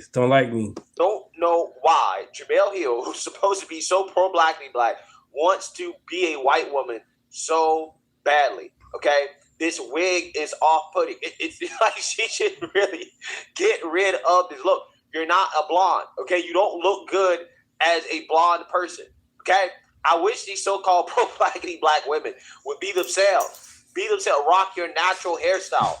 I really don't understand all this race hustling, all this boohoo whining, crying white supremacy, while at the same time walking around colonized like this, right? I don't get it. And yes, I know I make comments about it every single time I react to some Jamel Hill video or something that she put out. I know I make comments about her hair, about her wig, but I can't help it. It's that off-putting to me, right? It pisses me off that much because it just don't look right, especially on her. Right to their face, they have a tendency to not trust you. And, you know, a lot of people knew something was wrong with Joe Biden. I went to a dinner in Detroit, an AACP dinner. He was the guest speaker. His speech was great, but seeing him just make the walk to the stage, I was concerned. I was like, hey, this dude doesn't look right. But I would say that, especially now, as we're looking at a president who often showcases that he is unwell, that we need to apply those same questions that a lot of people had then. People had the right to wonder about Joe Biden's health after seeing that debate, and those questions were fair and they were legitimate. I think the problem is that now those same questions aren't being asked, even though we're seeing things that are just as concerning, if not worse. No, those questions are being asked. And this is always the move from these Democrat propagandists, right? Is always the whole, well, but Trump thing, right? Well, but Trump is mentally declining like Joe Biden. It's like, no, that's not the case. Again, the questions are being asked by the media. They're asking, but they're not getting the Subscribe if you haven't already. Subscribe. It's not really a big story, even though they really want to make it a big story, but it's really not. One thing I can say is true about Donald Trump's health is that his doctors do say that he's very healthy. I had this surreal interview in the Oval Office with Donald Trump and two of his doctors from Walter Reed. This is in late December. And I did ask the question of the doctors, one of whom said that he saw Barack Obama when Obama was president. I asked, well, who is healthier? And the doctor did say to me without skipping a beat, even though, I mean, the president was staring at him. He had a little bit of pressure on him. But he did say President Trump is healthier. I'm not saying that President Trump is healthier than Barack Obama was when he was president, but it is true that the doctors are saying that.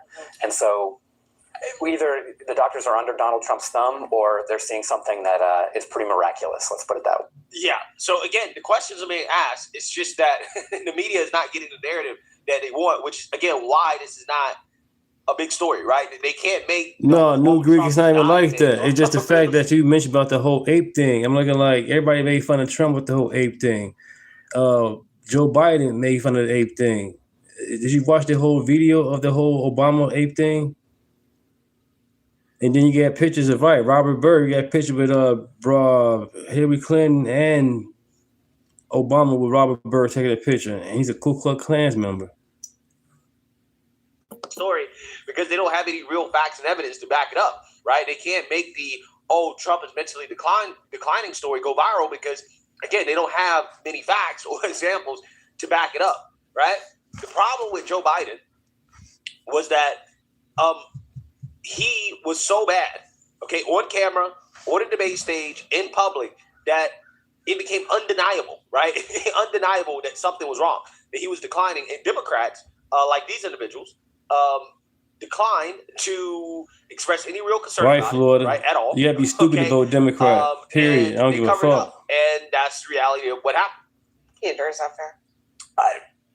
Why the hell are they talking about this again? Why are you coming out with it? It's the same with Karine Jean-Pierre. It's like, do you want to relitigate this? They got to make some money, right? At the end of the day, all these people are selling out Joe Biden, right? Let's be honest. Right, Jake the Snake Tapper. Selling them out for some money.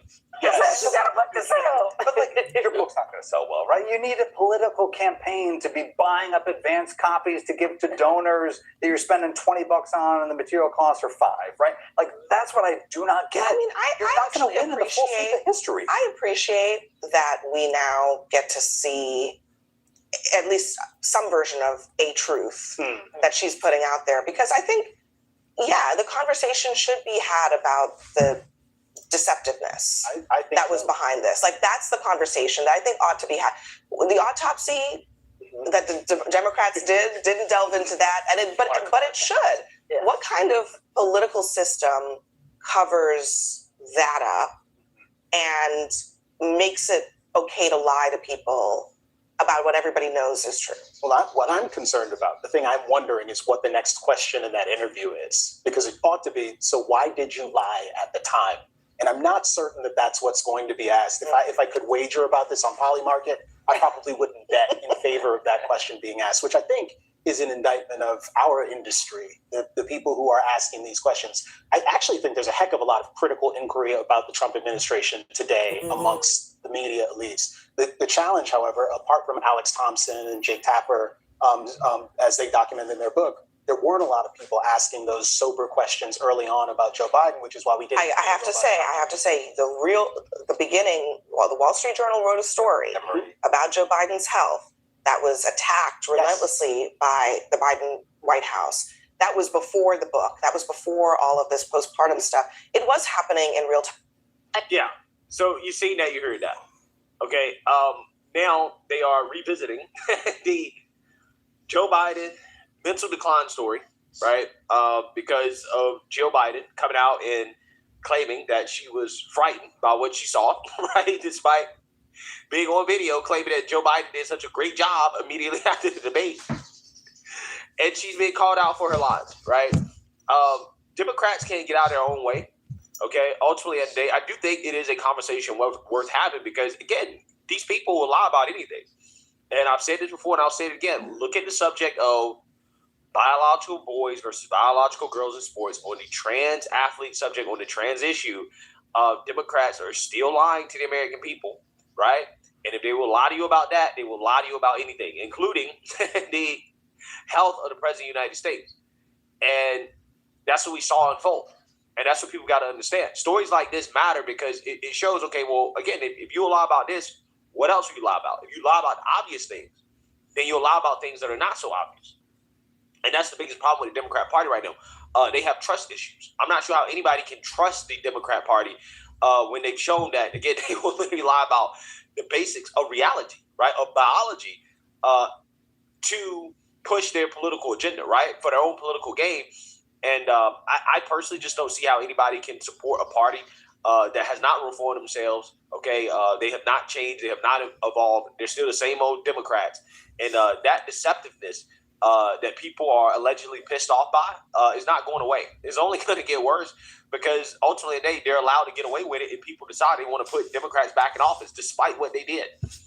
So, Joe Biden.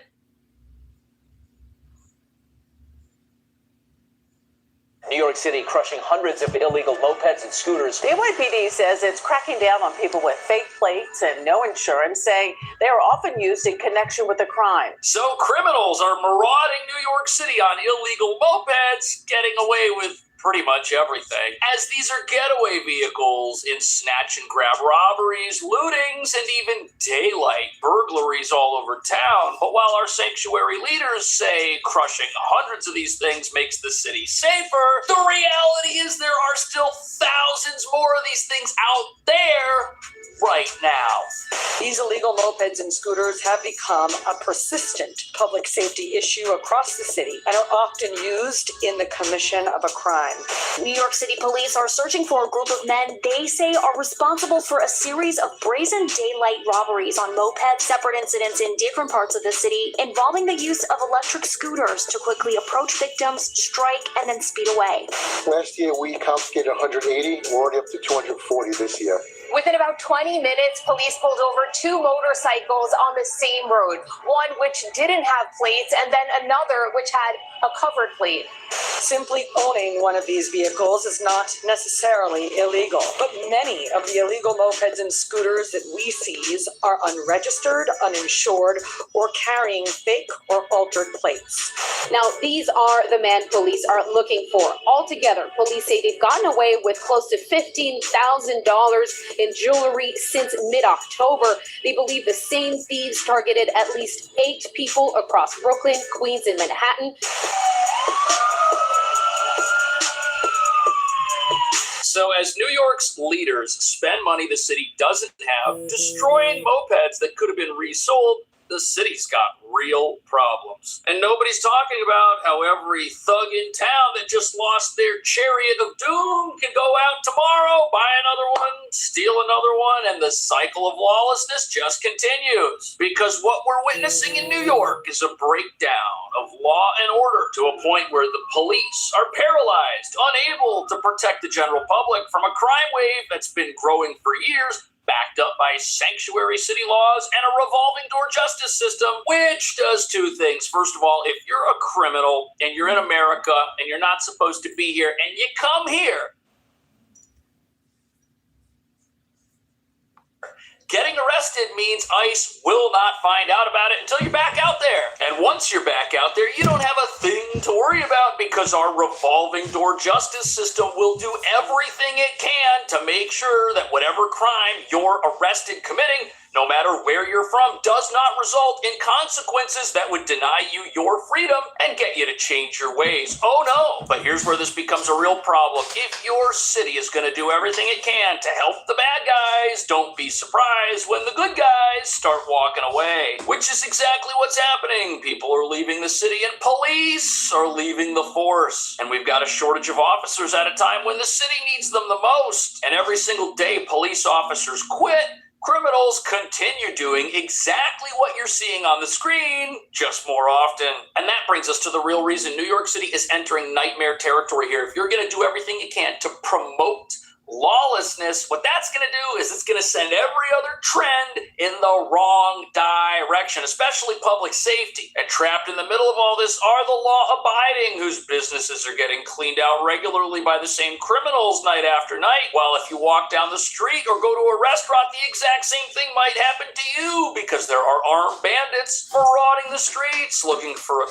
quick payday. Because in a city that does not punish crime, it becomes a way of life for some individuals. On top of that, there's something very problematic about this recent moped crushing event that nobody's talking about either. These illegal mopeds and scooters have become a persistent public safety issue across the city and are often used in the commission of a crime. A persistent public safety issue used in the commission of crimes. Look at them. These are just 200 of the 5,700 illegal mopeds and scooters confiscated by the NYPD so far this year. 5,700 of these things confiscated this year, and here they are crushing 200 of them to send a message to the bad guys. But look at this. 11 months ago, we did the exact same thing. Look at that. 9 years ago, we were crushing some mopeds. So mopeds are out there. We just keep having greater and greater numbers of them involved in crime on our streets for reasons nobody running this place wants to talk about. So crush them all you want. So you believe Mar-a-Lago was worth $18 million, and you know it's really worth $250 million. So you mean to me the judge is right about $18 million, and it's worth way more than that? And then the banks told him that he did nothing wrong, and the banks want to still do work with him and still working with him? What are you talking about? It's not doing a thing to solve the problem. In fact, the problem's only getting worse. But don't worry, the police are going to do something about it this year. Jessica Tisch, speaking before the riots were flattened, saying New York's finest are committed to keeping illegal mopeds off the road. Awesome. The commissioner made sure to clarify. Name is Deontay, 6ZYX. Name is Deontay. Welcome to the chat. Like, share, and subscribe. We're showing different content that's going on as far as these Democrats and lefties tripping. I'm showing how they can wake up and do better and stop lying to themselves.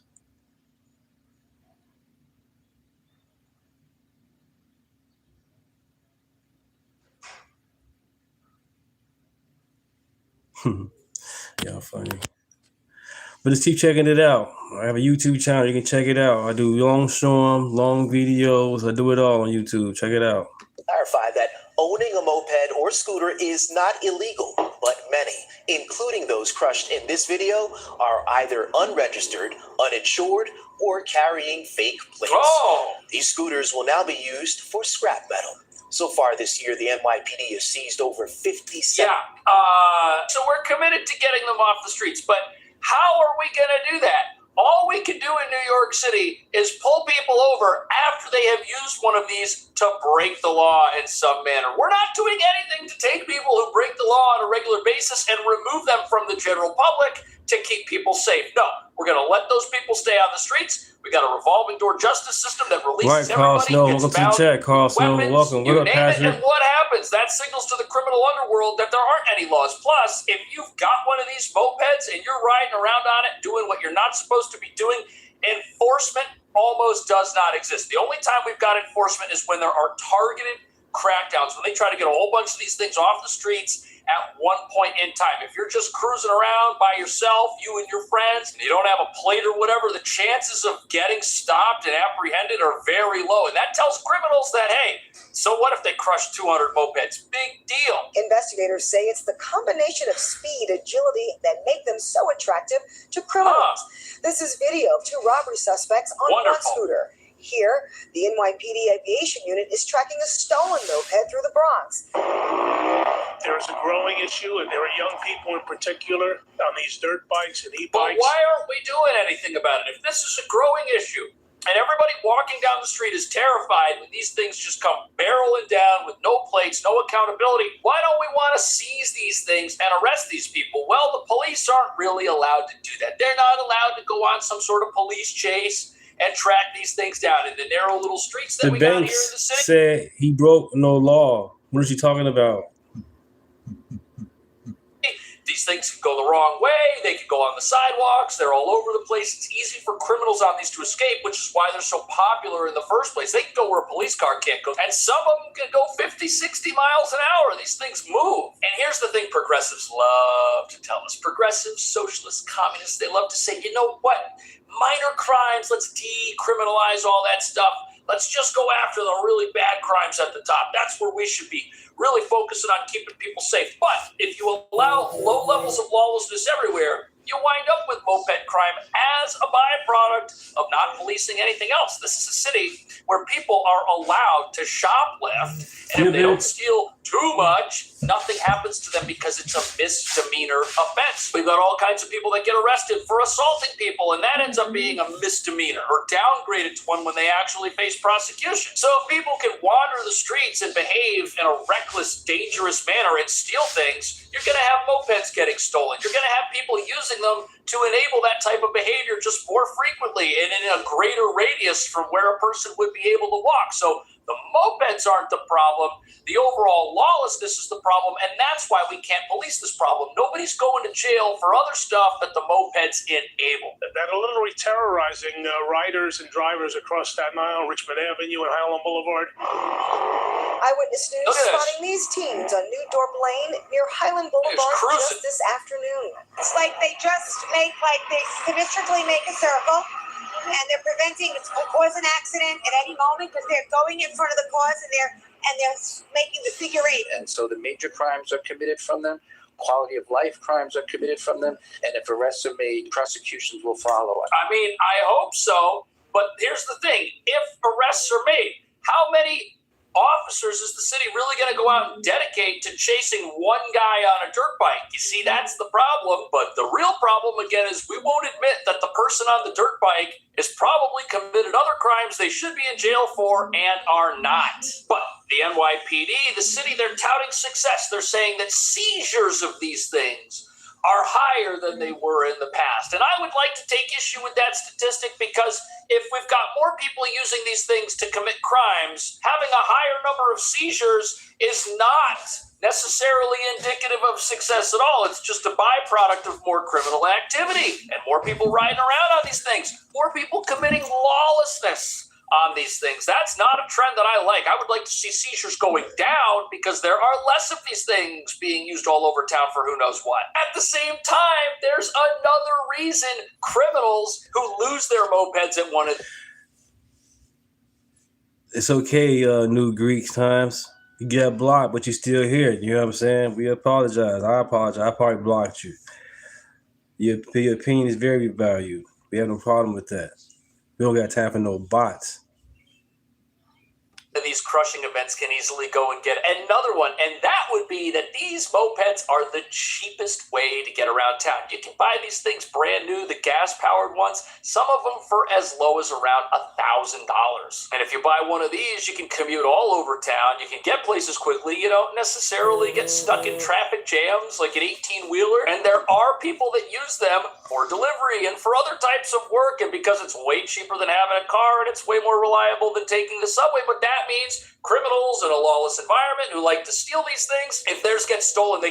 That's what I'm saying, but Russ, when the judge said it was worth $18 million, and we know Mar-a-Lago is worth about $200 to $500 million, look at the size of the property, the guests, all that in there, the security.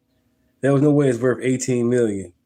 They can literally walk to the nearest street corner and... That's how you knew it was a rigged. That's how you knew it was a rigged case. And steal the license plate along with it. It's horrible. It's a terrible system. But again, lawless behavior destroys people's right to have a moped. But it gets even worse. Look at the title of this article. The NYC shelter system helps people who live in shelters keep their mopeds away from the NYPD. Here we got an image of a whole bunch of scooters lined up on the street. Now, scooters parked like this could be subject to enforcement. The NYPD could show up with a truck, load up all the ones that are illegal or that are parked illegally and impound them and get them off the streets. But some of these shelters, what they've done and continue to do is maintain a parking lot dedicated for these things where they just all get to park it because it's on the shelter's property, it's not on the street. The police can't touch them. And if that's where people are bringing an unregistered illegal moped, which they may be using to engage in illegal activity, and the police can't touch it, it's the city that's defeating itself here. Don't you see what a problem this is? It's literally progressivism at its finest. These things are illegal, but we're only going to enforce the law right here. And if you can get your moped over here, oh, it's safe. Police can't touch it. Like, what nonsense. Look at this. One city-run shelter had a whole bunch of scooters being parked on the street, guarded by the security guards who were being paid for by the city to run the shelter system. That is absolutely insane. Here's another place where they're talking about how it's hard to drain a swamp when you get impeached damn near twice or impeached twice. How you want to put it? It's kind of hard. a fence was surrounding and concealing the scooters. I've seen these things parked at shelters. We still have shelters that are doing the same thing. It's absolutely insane. But there's another reason why the city's moped problem is only going to get worse. Look at this. Well, Chris, the G train is the only subway line that services Greenpoint. So when news broke that there might be even more service disruptions down the road, families here are saying they are just simply not having it, and enough is enough. According to the Brooklyn Borough president, But yeah, like the chat said, like Bud said, that was the first administration. Because right now we're doing great. The swamp is being drained. We winning. MTA is planning 10 weekend closures and more than 24 overnight shutdowns this year. That is on top of the numerous weekend and evening disruptions over the last few months and the partial suspension of service during the summer of 2024. So, the subway, the thing that is supposed to stop us from needing to use our own personal vehicles to do anything, it doesn't work. It gets billions of dollars a year in funding. We've even got the new traffic cameras that toll every car on the road in places like Manhattan. And you know what? None of Right, the bank's on Trump's side, period. And then when Trump came in, Trump is the businessman, number one, not a politician. So the people he had around him, like Mike Pence, he thought they had his back. They was all on BS. Nobody's perfect. Trump ain't perfect, but either way it go, the people he thought he had was a good cabinet, kind of found out they not. that is enough to run our public transit system, which has become a grift where the government steals from the populace in the name of solving a problem and improving our lives and never seems to do so. And you know what? If you're going to shut down trains like this, more people are going to be buying mopeds, not less. And since we don't have any enforcement, since people are allowed to run traffic lights, they don't have plates, they don't have insurance, the danger level is going to go up, even if people aren't using these to join gangs and become part of a robbery, snatch and grab crew somewhere. The MTA says the ongoing closures are part of its effort to modernize signals and improve the reliability of subway service, with work expected to wrap in 2027. But business owners and I put my faith in God, not in man. Period. I put my faith in God. And the people in the chat, you know what I'm saying? I know you guys do too as well. So, you know, yeah, we voted for Trump doesn't mean we vote for the man to be God. What the heck? What up, Jernell? What up, bro? Top of the morning. We voted for Trump for policies, common sense, 2 genders, no DEI. You didn't earn it, you shouldn't have it. The fuck? Let's continue. Residents say they cannot endure much more and that the constant disruptions and lack of communication are affecting their quality of life. Local affected officials critical of the MTA. So, here we are learning that mopeds everywhere contribute to a lower quality of life. And then we're learning that the alternative that is supposed to make our life better doesn't work, and that also contributes to a lower quality of life. So, right, Letitia James, Fonnie Willis, Nathan Wade, Alvin Brad, all them people that was on TV during that Trump case. Where they at now? They all quiet. What happened to them? They was on TV every day. Hell, Dr. Fauci, what happened to him? He was on TV every day. Now these people quiet. You don't hear about Jasmine Crockett. She quiet. What happened? Right. Broken, and the only thing you can do is to do the one thing that makes the city worse. Get yourself a cheap bike or an e-bike or a moped and take matters into your own hands. Of course, you should obey the law. You should get insurance. You should do all the right things you're supposed to do. But there's people who aren't going to do that. And the reason that's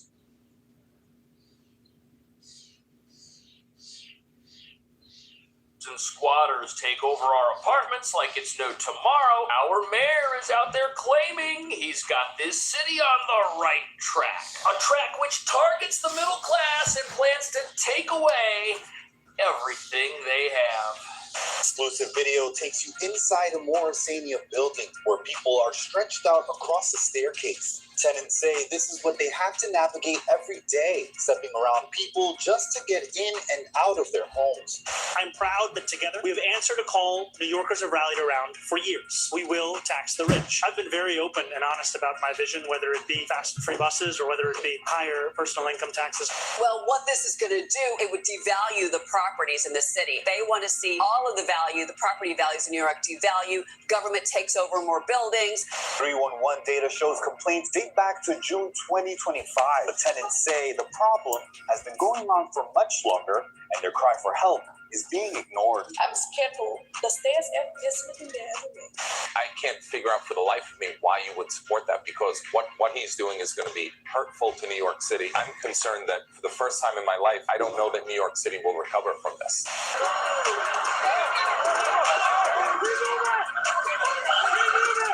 In another I told you so moment, a bunch of taxes that were only supposed to be for the rich are now going to be for many more people. And what nobody's talking about is this is exactly what socialism does. Once it starts marching, it walks along a path and swallows up everything in front of it. And we've got real problems in New York, affordability and lawlessness problems, which are so dire, buildings are now being taken over, putting those who pay their rent and try to buy their own groceries on a path towards total bankruptcy, just like the city itself, which according to the mayor is now on the right track and has a balanced budget, which came at a cost. And that cost is that the mayor's office and the people who planned out our financial future. These are evil people. These are sick, evil people. We won the popular vote by big numbers and won counties in our country.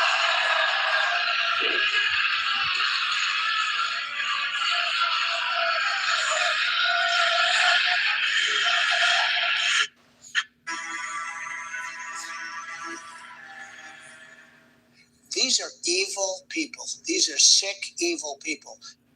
We won the popular vote by big numbers and won counties in our country.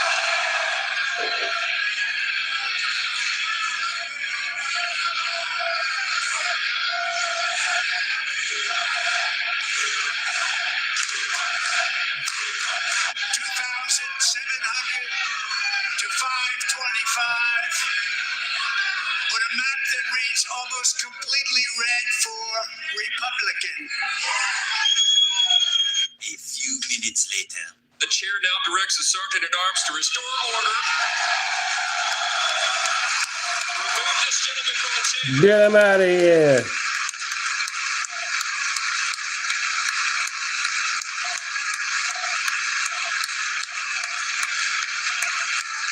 The next day. Mr. Speaker, and still I rise.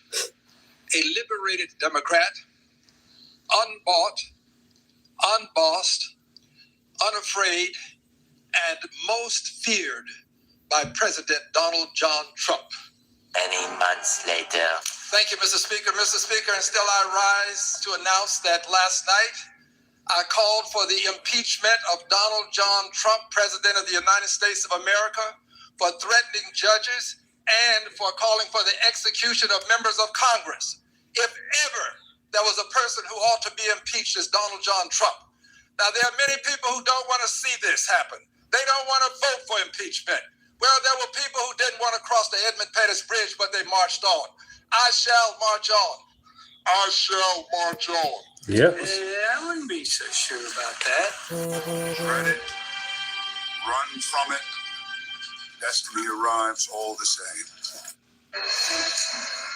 And we're back with some breaking news. A race now called in the Texas primary. Democratic Representative Al Green unseated by Representative Christian Menefee in a Texas primary. Let's get straight over to Steve Kornacki. Steve, this just came in?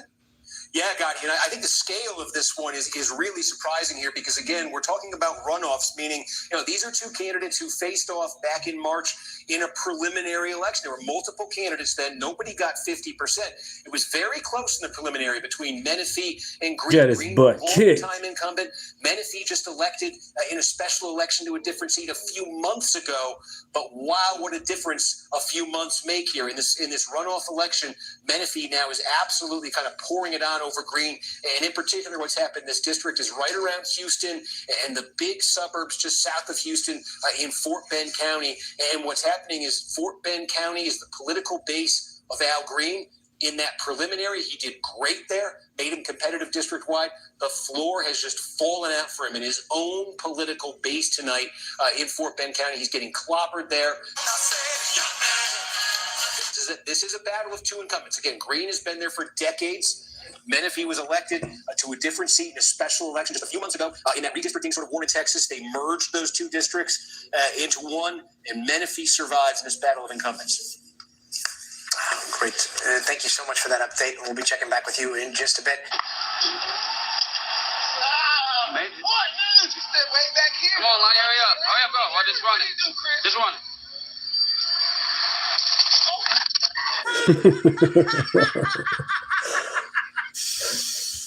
Which involves record amounts of spending, have spent all of their time not fixing New York's problems, but thinking up little ways to get more money from average people. Meanwhile, you have mobs of socialist agitators advocating for every cause under the sun as long as it's hostile to traditional values. And they're allowed to run with impunity through neighborhoods and parks, and nobody can stop them, not the police, and certainly not the mayor who they all voted for and support. And that brings us to the real reason New York is in a lot of trouble. We're witnessing the formation of a totalitarian regime in the former capital of American capitalism, and it's threatening to spread to other areas of our great country using the same playbook of communists the world over. First, you raise taxes on everybody in the name of fairness, which then forces out or erases those who are ideological enemies of the new regime, like families and business owners. And once that's all over, what's left is a population who's got nothing, which makes New York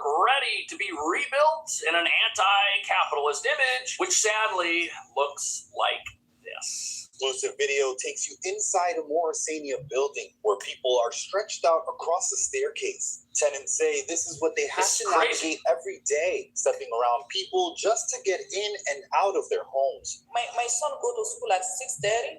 I'm scared to the stairs. Why? Everywhere. So we even scared to come down with my son. More footage shows hallways turned into living spaces, belongings lined up wall to wall, leaving little to no room to walk. This is sad, man. And the saddest thing about it is the people that live in this building that are hardworking people trying to get to work, trying to live here with their families, they're asking for help. And there's no help coming. Why has this been going on reportedly since last June, with residents in the building saying that's not even close close to how long they've been dealing with this problem. It's not just this one apartment building where we've got squatters. There are people taking over city-run apartments and other buildings. And what we're looking at in New York right now is what happens when a city decides they're not going to police minor crime anymore. Shoplifting, stealing, trespassing. We're going to let all of that stuff go. Those aren't big crimes. And a lot of those people, well, they just made a wrong decision one day. So why enforce those laws? Never mind the fact that having people living in your hallway creates a safety hazard, because if there's an emergency and people have to leave the building, well, the hallway is supposed to be for that purpose. It's not supposed to be for people who are sleeping in it and trespassing without permission. But there's more. Listen to this. Annoying. When you live here, and you come in, you want to throw out your trash or something, and you just got random people just running around the building. It's sad, man. 311 data shows complaints at 1208 Franklin Avenue date back to June 2025. But tenants say the problem has been going on for much longer, and their cry for help is being ignored. Why? No, it's not safe. It's scary. I even had to go to the super. Like, I'm here, and I feel scared because I have 2 kids. Like, you never know. Oh, okay, yeah. But nothing. They don't do anything. This Some is say terrible. they've called police, but the response doesn't last. They'll do a walkthrough, they'll leave, but they won't be back unless you call them again. And who's want to keep calling the cops every day? So you gotta call the police every day if you live in that building. But this is terrible. This is destruction right here. The goal of this is to beat down these residents and get them to accept systemic lawlessness and to just give up calling the police. And that's why the news is here, because that's happened. They don't want to call the police every single day. And the squatters, they know that after the police show up and make them leave, they get to come right back. So the squatters are winning. And here we've got people living normal lives, working normal jobs, and lawlessness is forcing them out of their own homes. And to understand why that's happening, even though these are the people paying for all of the lawlessness here, is you've got to remember anybody who does this and is self-sufficient, they represent the old status quo that needs to be purged from New York in order for it to be remade into something else. Which, by the way, is happening a lot faster than anybody anticipated. Look at this. There's a new tax that's coming up on cash purchases of homes valued at $1 million or more anywhere in New York City. And why is that a problem? Most people buying something here are buying $1 million home. And why would people pay cash? Well, interest rates are through the roof because of an unaffordability crisis created by the party that has progressed from progressivism into socialism completely. And now they want to ban that because anybody that's got cash to buy anything, well, they're rich. And this is where you get to the part where some people think this is all on purpose. Let's bring in John Catsimatidis, Red Apple Group Chairman and CEO. I mean, this is an effort to just get as much money from as many people as humanly possible, and that is scary. Now they're talking about expanding this across the state. People will push back, people will rebel, and people will flee I the don't state. think they care. Horrifying. I'm trying to work with the governor. I'm trying to work with the mayor, but we need some common sense. And right now, what they're doing in Albany, they're trying to confuse people more than solve problems. I mean, I think people could understand I guess, a one-time tax. They could understand a subsidy until we get over the problem. Yeah, right. But what my suggestion was the other day was, maybe how about we cut all the departments by 3%? We can cut any department by 3% and they won't feel it. But right now, they're going to chase more businesses out. They're going to chase more. Right. And the reason they don't want to do that, the reason they don't want to cut anything is because socialism does not cut anything. It only grows. It only expands. It only replaces every other economic asset and interest in its society until it's the only thing left. So cutting isn't going to happen. No, and you know the insidious reason why. If you've got a business, let's say run by a billionaire like the guy Ken Griffin, who was attacked for having an expensive second home while paying billions in taxes and living outside of New York and not using any city services, well, the problem is that organization with him at the top and the people underneath it who do not need the local government at all, they're able to complain about the local government because the local government might do things that they disagree with, and they've got the power to complain about it because of their money and their self-sufficiency. They're not begging the government for a handout. So you need to get rid of people like this. You need to get rid of people who are self-sufficient because they're the complainers. They're they're the ones that are going to pose a threat to your new system of socialism that you're trying to set up in a place that used to represent capitalism and success and independence in America. On top of that, why are squatters allowed to take over apartments? Well, owning private property is a sin to these people. Private property shouldn't exist. It should all be public property. And if a bunch of squatters want to break down the door and live in your lobby, well, who's going to stop them? Certainly not the people that think you're wrong for having that building and charging people rent. Certainly not the people that think you're wrong for even paying rent to a landlord in the first place. Scare away foreign investors. You don't want to create a problem in New York City real estate or altogether.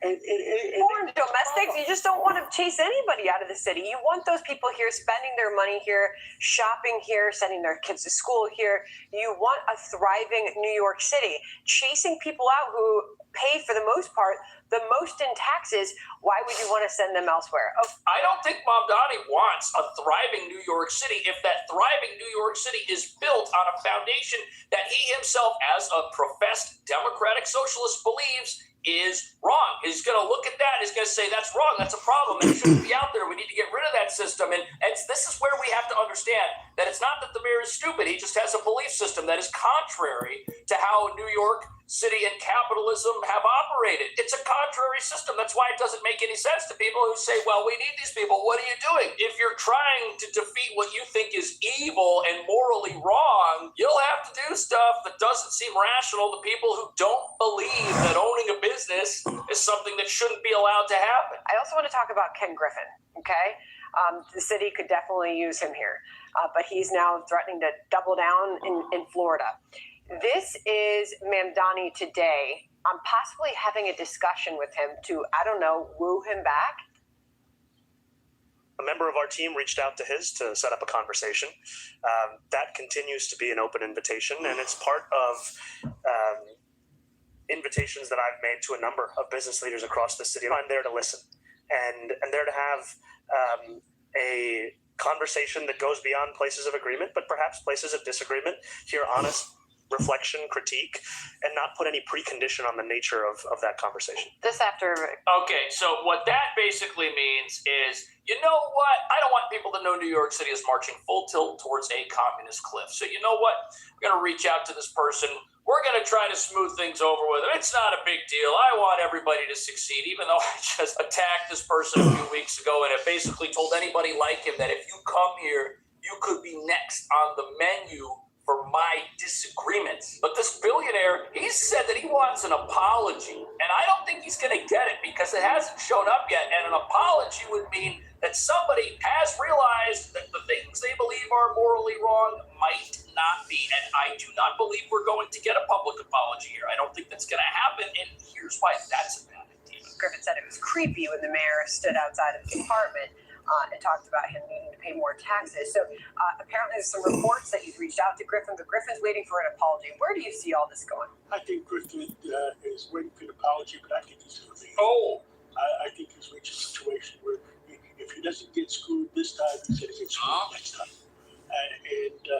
What's going on in Albany, what's going on in our city, everybody has to calm down. Right. So that's the problem here. The problem here is, why would you hang around New York now? If you're a business owner, if your business is getting attacked, if you're a family, if you're living in an apartment, if your job is transferable to another area of the country where you're not afraid to walk down the stairs of your own building, why would you stay here now if you've got the option to leave? Because whatever's happening now, if there's no walking that back, if there's no, hey, I made a mistake, it's not really how I think, let's change course here. If there's no changing of the course, what guarantee does anybody have that next year isn't going to go the same way as this year? What guarantee is there that if you're a homeowner in New York City and the mayor has threatened to raise your property taxes 10% this year and then walked it back, that next year there's not going to be another tax increase on the table? It would be very short-sighted to think that, hey, we dodged a bullet this year with the mayor saying he was going to raise taxes if he didn't get a bailout from the governor. Oh, thank God that's over. Like, just wait till next year. Like, what's going to happen next year that's not going to include more spending than this year? Think we're going to spend less next year? You think the 2027 New York City plan is going to have a whole bunch of cuts and a whole bunch of reforms? Absolutely not. And where's the money from that going to come from? You see, these are the questions people are starting to ask, and people are leaving New York of all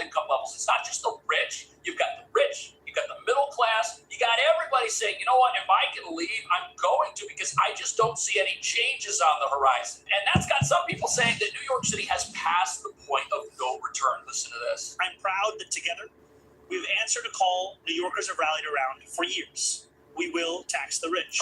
I don't know how else to describe a tax on secondary homes of non-resident New Yorkers worth more than $5 million than as a tax on the rich. Horrible to see what's happening. So those the 2.3 billion in pension deferrals, that wasn't going to billionaires. That's for working class people, and he's putting all of that at risk. But the bigger concern for me is I saw a poll where Kathy Hochul is leading by double-digit percentage points in the governor's race. So there's so many people who live in New York City and New York State who support both Mayor Mamdani and Kathy Hochul. Yeah. Yes, the top 1% of income earning roughly 40% of federal New income. York City has passed the point of no return because now that a critical mass of people support these destructive policies, how do you walk back from this stuff? And the reason he's saying that is because everybody knows that whenever communism doesn't work out, whenever it fails, the excuse is, well, we didn't go far enough. We need to do more. We need to have more taxes. We need more government. That's always the excuse why it doesn't work somewhere. If it doesn't work in a place like Cuba, even though it's an island, they say, oh, well, it didn't go far enough because there are other capitalists out there screwing up the world, right? Like America, that's what they're saying. And you've got to wonder if everybody here wants this so badly that they are willing to form mobs and march down the street and protest against every single thing that's ever made our country exceptional. At what point does that turn around? Does it turn around? We sat here in 2008, people said the city wouldn't recover, and we did. And so we're sitting here with Mamdani, and people are saying the city won't recover. Is this time different? No, I'm going to be positive and say this time is not different, and that what will happen is it will get bad, to your point, and you've made this point, Taylor, before too. It will get very bad, and then there sort of will be a resurgence of people understanding that it's not sustainable. The pendulum will then swing, and then the city can get rebuilt up again. I'm not going to say never, because I don't count New York out, even though I'm not enjoying living here. And Mamdani in that quote saying this budget is a reflection of that vision, which... So the important...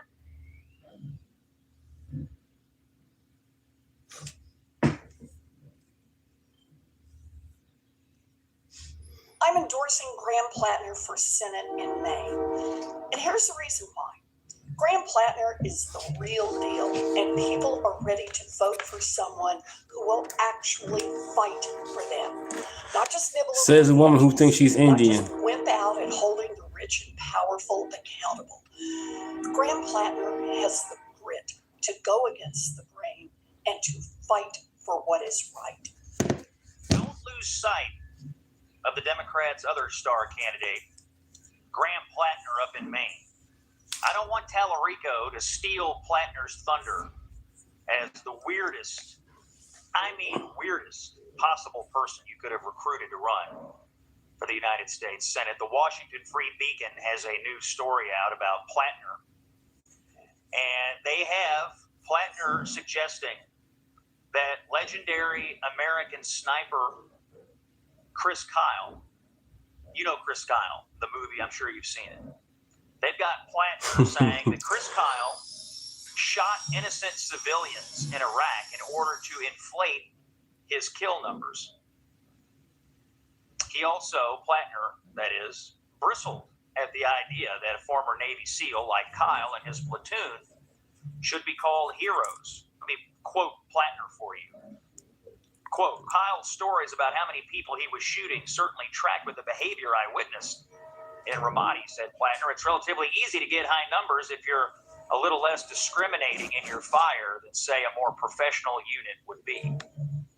Here's Plattner once again, and he's done it many times, maligning the memory of these American heroes, these American veterans. Now, the widow of Chris Kyle, Taya Kyle, has come out to respond to these despicable comments. Let's hear her. She appeared on Fox. Let's hear this exchange. Not a problem. Stories about how many people he was shooting certainly tracked with the behavior I witnessed and people I knew witnessed down at the Gov Center, which is it's relatively easy to get high numbers like that if you're no problem, bud. Not a problem. Fire than say a more professional unit would be.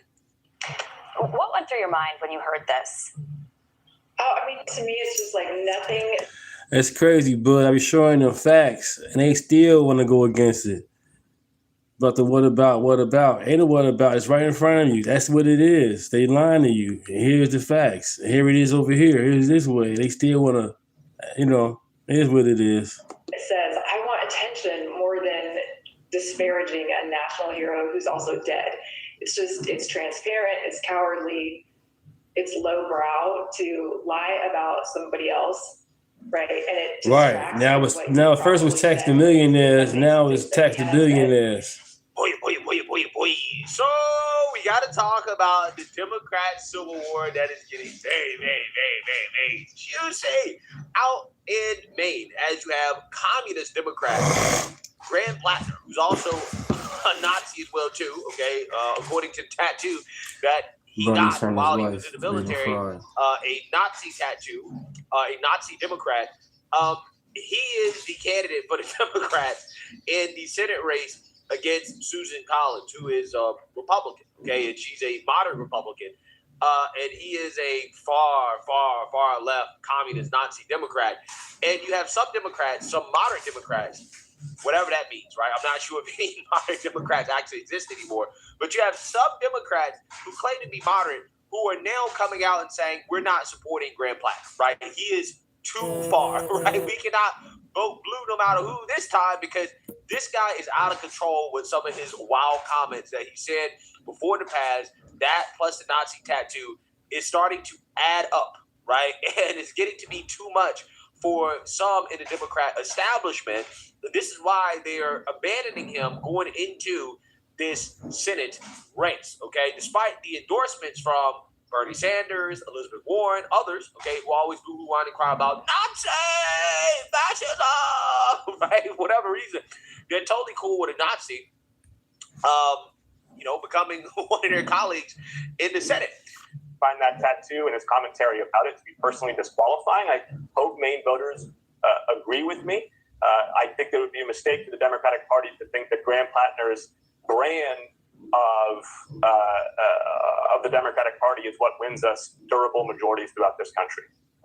Massachusetts Congressman Jake Auchincloss, thank you so much for being with us. And so the next day, yesterday, he cleaned up some of those comments and said that if Graham Plattner does eventually win the Democratic primary, which he hopes he won't, then he will oppose Susan Collins. But he kind of didn't really come out and say that he would support Plattner. You also then had a couple of other Democratic officials kind of agreeing with him. Let's roll F2 here. This is a Biden administration official. Are his past comments disqualifying for Democrats? And if they're not, should they be? Well, I agree with Congressman Jake Auchincloss, and he runs a Dem majority PAC. So he spends a lot of his time not only representing his district, but also crisscrossing the country, talking to local Democratic coalitions. And so he knows what will get people elected in the Democratic Party. And he's also a Jewish man. So I don't think there's anybody in the Democratic Party who should feel pressure to support Graham Plattner. I certainly don't. And just because Senator Elizabeth Warren says that that's her kind of man, doesn't mean that has to apply to everybody. My kind of senators are the ones that come from Georgia, Senator Ossoff and Warnock, and they have different principles and values than Graham Plattner. So I think that Bernie Sanders and Elizabeth Warren will just have to carry that themselves. So vote blue no matter who, unless it's somebody you don't like. Another one, Melissa DeRosa, who was a former chief of staff to Andrew Cuomo, famous for many things, or infamous for many things, among them leading a smear campaign against Cuomo's sexual harassment victims. She believes that her ethical compass does not point towards supporting Plattner. Let's roll F3 here. No, absolutely. I mean, the Maine race really demonstrates the civil war that's happening within the Democratic Party. And there are a lot of Democrats, moderate Democrats like myself, who will not cry tears should we lose Maine. I mean, that would be a pickup to begin with. Yeah. So I'm wondering how far does Ryan Grimm believe that vote blue no matter who should go, right? Should you really vote blue no matter who, even if it's a communist, even if it's a guy with a Nazi tattoo who said things that would be otherwise disqualifying if it was a Republican, right? How far should vote blue no matter who go? Okay, we're going to find out here when it comes to this race out in Maine. between Graham Plattner and Susan Collins. You have some Democrats who are refusing to speak on this leadership. They're not commenting on what is currently happening with all of these Democrats and liberals saying, we might not be able to support this guy against Susan Collins in the main race. Take a look. Mr. Leader, is Graham Plattner a liability for Democrats after those lewd Reddit posts were exposed? I haven't seen no phone. Senator, is Graham Plattner a liability right now for Democrats after those Reddit posts, the lewd posts that just were revealed? Senator, do you rescind your endorsement of Graham Plattner after those lewd posts on Reddit? Yeah. Are you reconsidering endorsing Plattner after those lewd Reddit posts that came out? Senator, what about Tamarico, sir? What about the president endorsing Paxton over Cornyn? Do you think that changes the dynamic in Texas? The Republicans in Texas are in shambles in Texas. There's some lewd posts that he made on social media. I'm not following it. Sorry. I haven't seen those. What going on here? Well, the people of Maine get to choose who they want to represent them in the U.S. Senate. And so I encourage you to interview the people of Maine. That's what a democracy is all about. I'm not going to take any position in that election. That's my practice since I've been in the Senate. Democrats, Graham Plattner is running for Senate in Maine, has made some wild. I'm not going to do that. Hey, Senator, you talk to us about Graham Plattner's posts. Do you find them offensive? The social media posts that came out? I'm not getting involved in that race. I'm actually focused on the I have not seen his posts, so I'm not going to be able to be in a position to evaluate them. He's explained his journey and his evolution and his PTSD from the war. And again, I think it's a judgment that should be rendered by the people of Maine. Hilarious, absolutely hilarious, right? The same Democrats who are always kicking and screaming and crying about fascism, for whatever reason, don't want to comment on one of their own, right? One of their people running in their party for Senate, okay? Senator, okay? They don't want to comment on that. Apparently that's too much. They don't have anything to say about him, but they got a whole lot to say about Trump endorsing Ken Paxton. Well, at least Trump has the cojones to actually take a side, right? To actually say something. Democrats don't have the cojones to say anything, right? They're cowards. They're running away when confronted on the current infighting that's happening within the party over this guy's campaign. Again, because there are some Democrats who are openly saying, we can't really support this guy. Like, we can't get behind this. This is too far. Vote blue no matter who has gone way too far, right? To the point where, again, they're expecting you to vote for flat-out communists, okay? Individuals who have Nazi tattoos. That's what they want you to vote for because, hey, we got to stick it to Trump, right? Democrats need to take back power, right? No matter what, okay? No matter what. Just put anybody in office, right? Doesn't matter who it is. As long as they're Democrat. Amazing. So, again, some people are seeing this and they're saying they don't like it.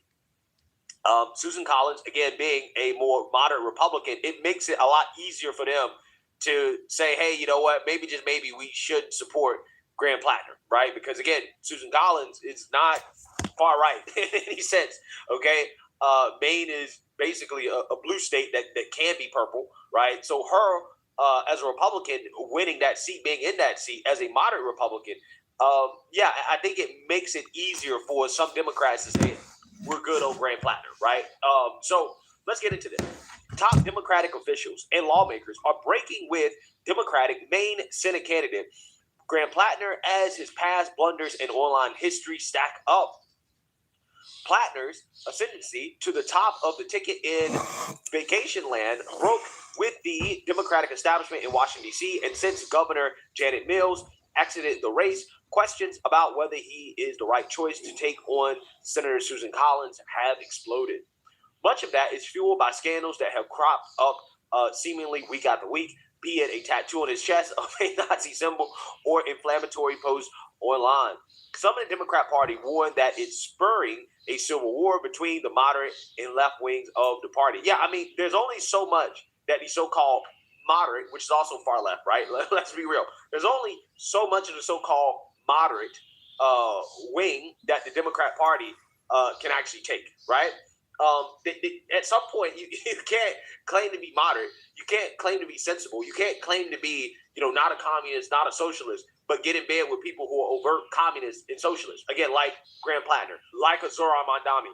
It is becoming clear what the agenda is of the far left portion of the Democrat Party base. Like, just look and listen to what these people are telling you. They're telling you what they want, right?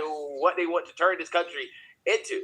To our neighbors, our community, and to this country, we can bring light.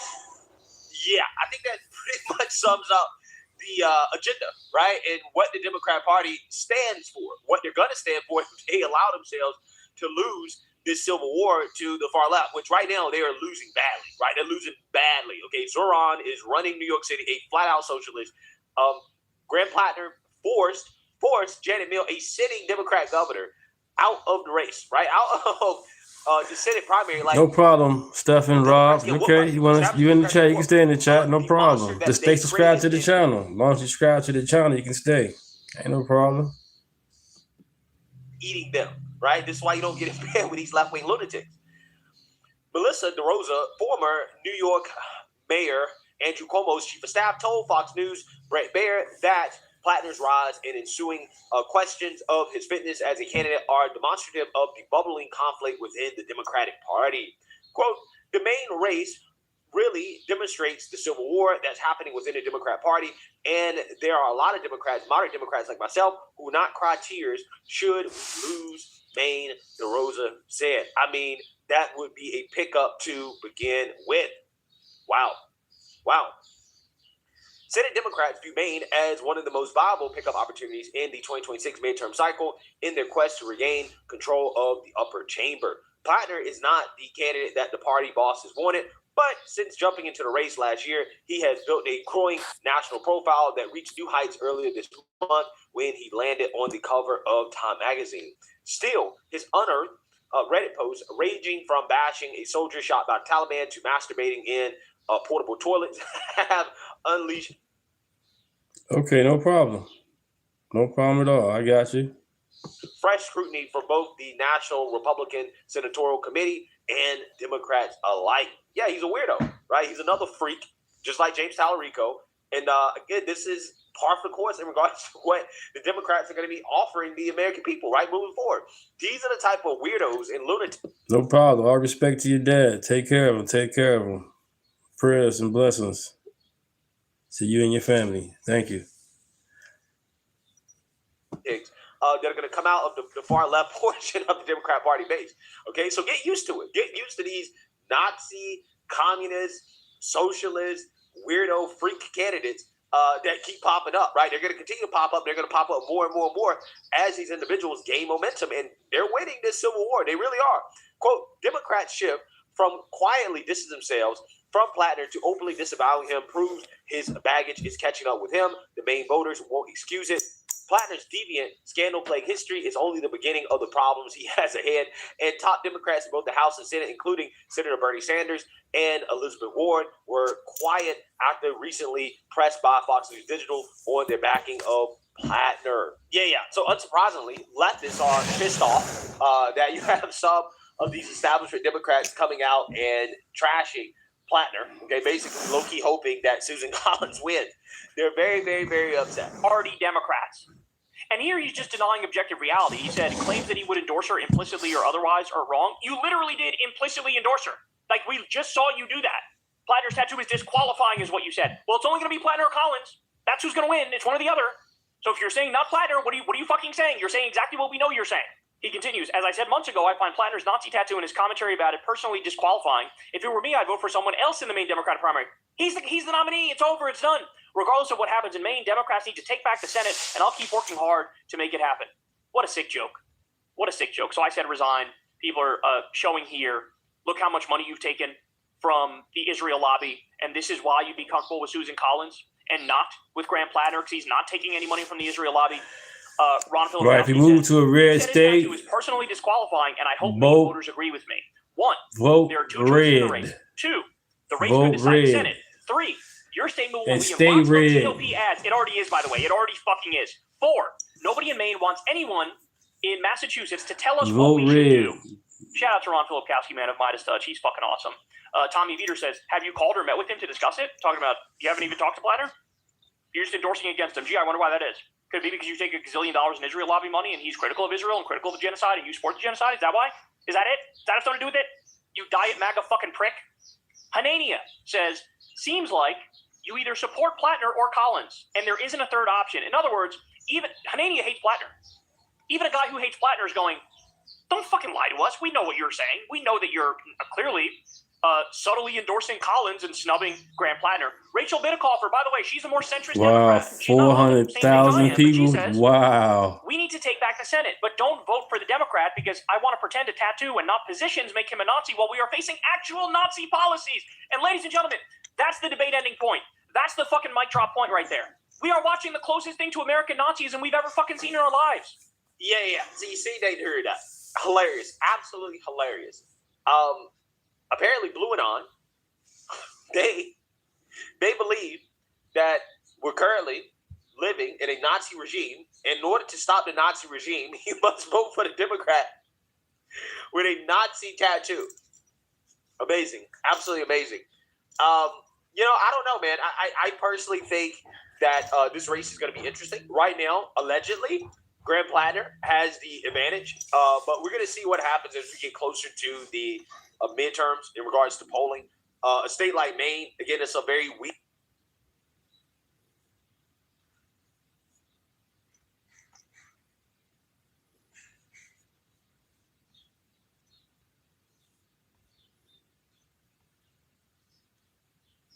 Something astonishing is happening in Europe.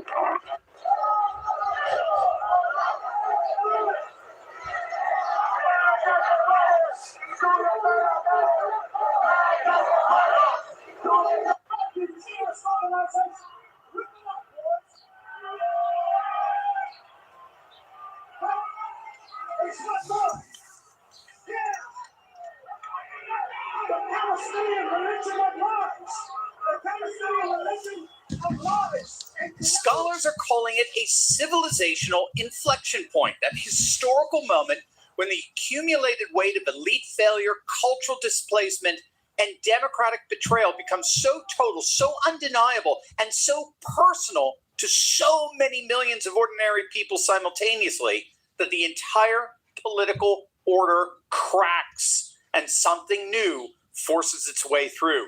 We're living inside one of those moments right now, not approaching one, not watching one develop from a safe analytical distance. No, we are inside it.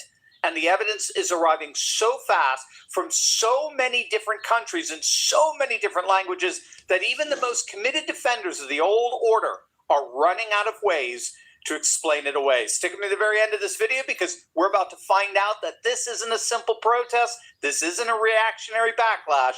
What we're witnessing on both sides of the Atlantic is a civilizational correction, and it's one that's just getting started.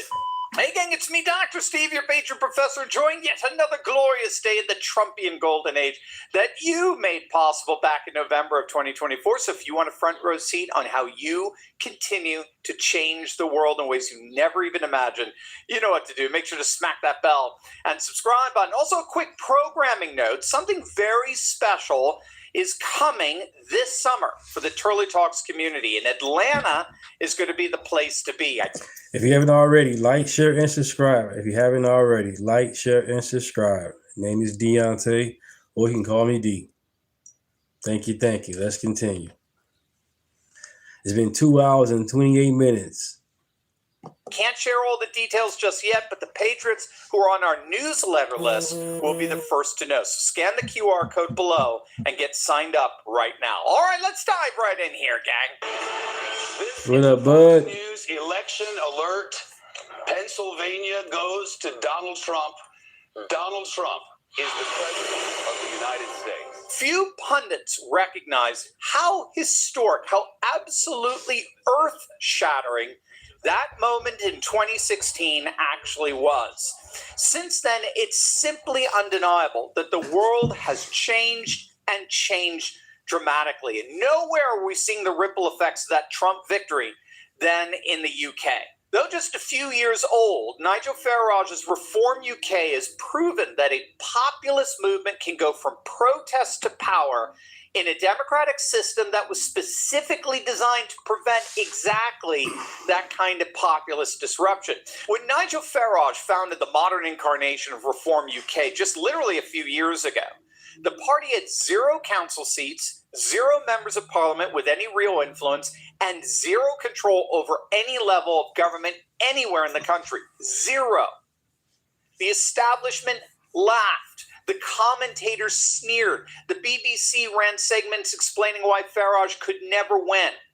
And then, May 8th, Reform UK gained over 1,400 council seats in a single night. They took control of 14 local councils and they wiped Labour, the governing party of Prime Minister Keir Florida Starmer, #1. out Okay. of communities that Labour had dominated since before the Second World War. And what we saw on that night is virtually the same phenomenon we witnessed back in that night in November 2016. The white working class overwhelmingly defected from the center left that they had been voting for decades and aligned themselves en masse with the new populist right. We first saw this realignment, in fact, with the original Brexit vote in June of that year, where regions that were solidly Labour, the UK's center-left party, these areas of the country that were solidly Labour were also the ones most likely to vote to leave the EU, all the while their Labour members of parliament did everything they possibly could to keep the UK in the EU. And so it really was only a matter of time before so much of Labour's loyal constituents would inevitably defect, precisely because Labour had betrayed any justification for that loyalty. And in the same way here in the United States, we saw nearly 200 counties in states like Wisconsin, Iowa, Michigan, Pennsylvania, Ohio, that had voted Democrat in every single election for the last 3 decades, suddenly defect and vote overwhelmingly for Trump. Again, just a few weeks ago, Wales, which had never in its entire democratic history elected anything other than a Labour government, saw Labour lose power for the first time there ever. And a major national poll taken right after these results showed Reform UK on course to win 271 parliamentary seats in a general election were it held tomorrow, enough to make Nigel Farage Prime Minister. That is what proof of concept looks like. In fact, it's the very definition of proof of concept. And here's what most people still don't understand about the British story. The speed of it is what's truly staggering. Reform UK went from 5 members of parliament to being on the doorstep of forming a government in less than 2 years. No political movement in modern British history has ever moved that fast. Not Thatcher, not Blair, not anyone. And the reason it moved that fast is not Farage's charisma alone, formidable as that is. It's because the conditions were so extreme, the public anger so deep, the establishment failure so total, that when a credible alternative finally presented itself, the voters didn't walk toward it, they ran. They ran because they had been waiting for someone to run to, and that same desperation, that same depth of abandonment exists in every major country in Europe today. Right now, across the entire continent, the political movements that are rising to power are the ones that share Donald Trump's worldview. His diagnosis of what went wrong, his prescription for how to fix it, his absolute contempt for the globalist establishment that built the post-1945 order and then forgot to ask ordinary people whether they actually wanted to live inside it. Case in point, these are scenes coming out of the nation of Spain in the city of Madrid. Over the weekend, tens Oh wow, I had a gator of the thousands of car. Spaniards Amazing. I'm glad nobody didn't get no hurt. I'm glad nobody didn't organizers get hurt. called the March Wow. for Dignity, demanding the immediate resignation of Socialist Prime Minister Pedro Sanchez. Speakers from the Conservative People's Party and the populist right Vox Party fired up the crowds to demand the immediate resignation of Sanchez, who is one of the most aggressively globalist, anti-Trump, anti-American socialist leaders in all of Europe. The man who refused to allow the United States to use our own military bases on Spanish soil for refueling operations. The Spanish people are rising up en masse. Again, case in point, the Vox Party is just a few years old, and yet it has surged to either, depending on the poll, either the second or third most popular party in the entire nation. But that's nothing compared to what's happening in France and Italy. This is what has the globalists absolutely panicked. But first, right now, an estimated 31 million Americans are taking GLP-1 medications like Ozempic and 2022, leading a coalition the entire European commentariat said was too extreme, too radical, too dangerous to be trusted with power. The markets were supposed to collapse. Italy's partners were supposed to isolate her. The country was supposed to descend into chaos. None of it happened. In fact, quite the opposite. Meloni governed, maintained NATO commitments, managed the economy, defied every EU threat on immigration and fiscal policy, and built a direct personal relationship with Donald Trump that made her the most important European ally in the entire Trump White House. France is where the next explosion is coming. And when it arrives, it's going to shake the Western world in a way nothing since Brexit has managed to come close to, because Marine Le Pen or her chosen successor, Jordan Bardella, are now the overwhelming favorites to win the next French presidential election. And France is not just any country. France has an independent nuclear deterrent. France has a permanent UN Security Council veto. France has the largest conventional military in the European continent and stands as one of the two founding pillars of the EU itself. A national rally president in the Élysée Palace would not merely change French politics, it rewrites the entire power architecture of the Western world. Germany is where the story becomes most historically charged, because Germany is the country. The entire post-1945 order was specifically designed to contain and rehabilitate. And today, the AfD, the Alternative for Deutschland, is now the largest opposition party in the German parliament, achieving this despite being excluded from every coalition, despite establishment attempts to literally ban it outright, and despite being labeled extremist by its own government's intelligence services. And every time the establishment turned up the pressure, the AfD's polls went up. Right now, as we speak, the AfD is consistently polling as the number one most popular party in all of Germany. And then, of course, there is Hungary, where the great Viktor Orban has been the blueprint all along. 4 consecutive supermajority victories, a rewritten constitution, 16 years of continuing governance against the full institutional weight of the European Union, and the personal validation of Donald Trump himself. Even his successor, Peter Magyar, ran to the right of Orban when it came to immigration. Orban may have lost the last election, but Orbanism is a permanent part of Hungarian politics. And we could go on and on and on. Geert Wilders in the Netherlands, Jimmie Åkesson in Sweden, Karol Nawrocki, the president of Poland, place after place after place.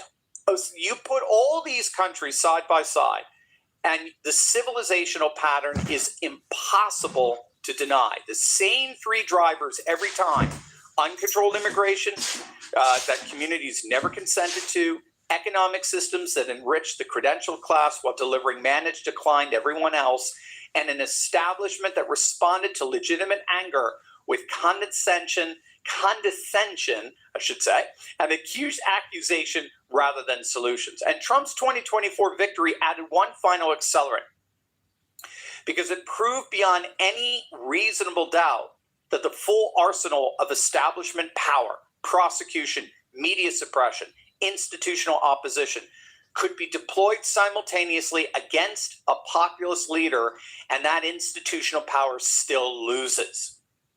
We just saw it with John Cornyn here in our Texas primaries, right? That sent one message to every movement from London to Madrid to Berlin: keep going. Different faces, different languages, different national grievances, but the same civilizational contract with the same voters. I see what they did to you, and I'm going to build something that actually works for you. That contract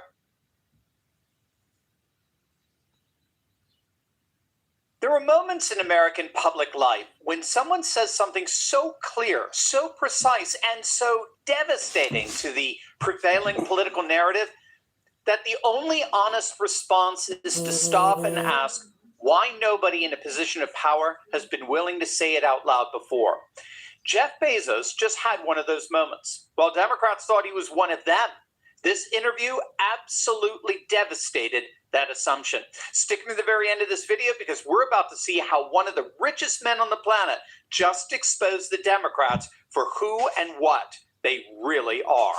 Hey gang, it's me, Dr. Steve, your Patriot Professor, here to help you make sense of the madness with breaking news and analysis you're not going to get anywhere else. So you know what to do. Make sure to smack that bell and subscribe button. Amazon founder Jeff Bezos sat down for an interview with Andrew Sorkin on CNBC, and in the process, Bezos looked directly at the camera and said something that every Democrat politician running on a tax-the-rich platform doesn't want you to hear. I think what's going on is that it's kind of a tale of two economies. So you have a bunch of people in this country who are doing really well, but you also have a bunch of people in this country who are struggling to pay rent, groceries, and so what's happening here is politicians are using kind of age-old techniques. So there's this tale of two economies, and they're using this age-old technique of, picking a villain and pointing fingers. Never forget, welcome to the chat. The problem is that doesn't solve anything. And so, if you want to help the group of people who are struggling, you have to figure out real root causes and solutions, and that takes skill, Now, he was responding there directly to New York City Mayor Zoran Mamdani, who built his entire political platform on the premise that billionaires like Ken Griffin and Jeff Bezos are the reason why working class New Yorkers cannot afford to live in their own city. And Bezos called that out for what it is. It's nothing more than the practice of resentment politics. That's the technical term for it. And by the way, he's right when he says it's an age-old political technique. Resentment politics goes all the way back to ancient Athens, when politicians deliberately sought to deflect popular or resentment away from themselves and project it on to others. But what makes our resentment politics so unique is that historically the villain was always some foreigner outside the city. For the Athenians, the villain was Sparta. For the Romans, the villains were Carthage or the barbarians who lived outside the frontiers. Starting in the 1960s, our resentment politics started creating villains out of our fellow citizens. And that's the Democrat Party in a nutshell. It's the party of resentment politics that makes villains of fellow citizens, a basket of deplorables, losers, as Biden called them, racists, white supremacists, bigots, sexists, phobics. That's the modern day Democrat Party. They are addicted to a form of resentment politics that tries to divide the populace and then create a permanent, largely urban metropolitan majority for themselves.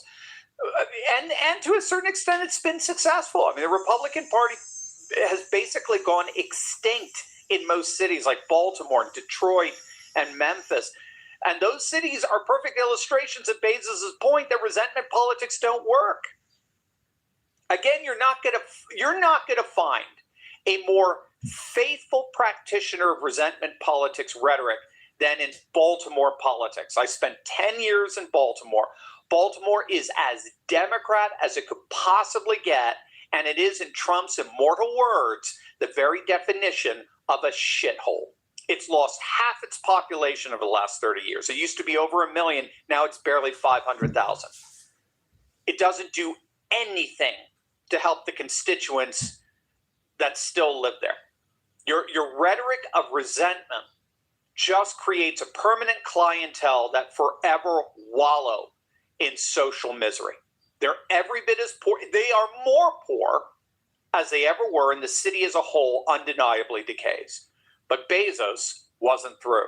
And Elizabeth Warren has made this point repeatedly. I think she's made it in reference to you and others, are able to pay a lower tax rate, even though you're paying an enormous sum in taxes. A lower tax rate than maybe I am, These people, sometimes say that I don't pay taxes. That's not true. I pay billions of dollars in taxes, and it's a permanent. Again, if people want me to pay more billions, right, then let's have that debate.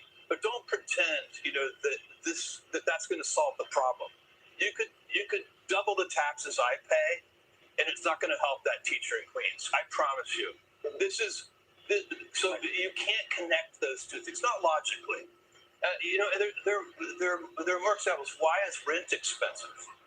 Why is rent so expensive? I recently saw somebody blamed it on Airbnb. Okay, Airbnb is not the cause of expensive rent. In fact, it's been almost. Let me finish here 1 second. It's already been outlawed in New York City, and rents are still very high. So we know Airbnb isn't causing high rents. What's really causing high rent is government intervention. And we should note that Bezos actually went on to advocate that the bottom half of American income earners, so every working class family, every teacher, every truck driver, every nurse, every tradesperson, they should pay zero in federal income tax. Zero. Because in the end, for Bezos, the problem is not our tax system. The problem is the incompetence of government itself. So doubling your tax bill, doubling his own tax bill isn't going to solve anything when tax revenue is not itself the problem. The fundamental fiscal problem of the United States government is not that it collects too little revenue, but that it spends with a reckless abandon and an inefficiency that no private institution could possibly survive. Good example. The New York City school system. They spend $44,000 per student. $44,000. That's 30% more per student than other big cities like Chicago, LA, and Boston. And it's 3 times more than Miami and Houston. And by the way, New York City doesn't get better outcomes. So listen, let me just say, if we ran Amazon the way New York City runs their school system, your packages would take 6 weeks to arrive. We'd have to charge you a $100 delivery fee. And then when the package did finally arrive, it'd have the wrong item in it anyway. Bingo. That's it. That was so good. If Amazon operated the way Mamdani's public school system operated, consuming $44,000 per student per year, your package would take 6 weeks to arrive. It would cost $100 to deliver, and it still show up with the wrong item. The problem with government isn't tax revenue. The problem is the incompetence of those who govern us. It's the system itself, the corrupt, inefficient, bloated, outdated, parasitic system of government under Democrat management, or dare I say, mismanagement. Make no mistake, you'll notice that that interview is happening in one of the reddest states in the nation, Florida. Bezos moved to Florida back in 2023, deliberately turning his back on the managerial incompetence of blue states. Again, it's not a coincidence that he's slamming New York City's failing schools. They're just going to continue to fail under Mamdani because he's not offering any actual solutions to his own government's incompetence. And that's why, for me, what Bezos said next is the best observation of them all. America's divide is being fueled by the legacy media. I'm sure you're all fully aware of how selective coverage and bias framing shape than the good that I do with my charitable giving. And I think this is an important point to make because people forget, or they sometimes don't see, that when you create something like Amazon and you're saving, I get letters from new mothers all the time that say, like, I have no idea what I would be doing right now if I didn't have Amazon. Thank you. Or what we did in the pandemic when people could really see what an essential service we provided to them. And so, this is, Amazon creates tremendous value. And by the way, all companies are creating value of some kind. What Bezos just said there provides a profound window in what scholars refer to as the emerging techno-political order, or technopolarity. Technopolarity describes a new kind of politics, a configuration of global power in which a small number of technologically sovereign actors like Bezos and Elon Musk Jensen Huang of NVIDIA, and Peter Thiel and others, individuals and enterprises whose control over critical digital infrastructure, logistics, communications, space access, it literally gives them civilizational reach.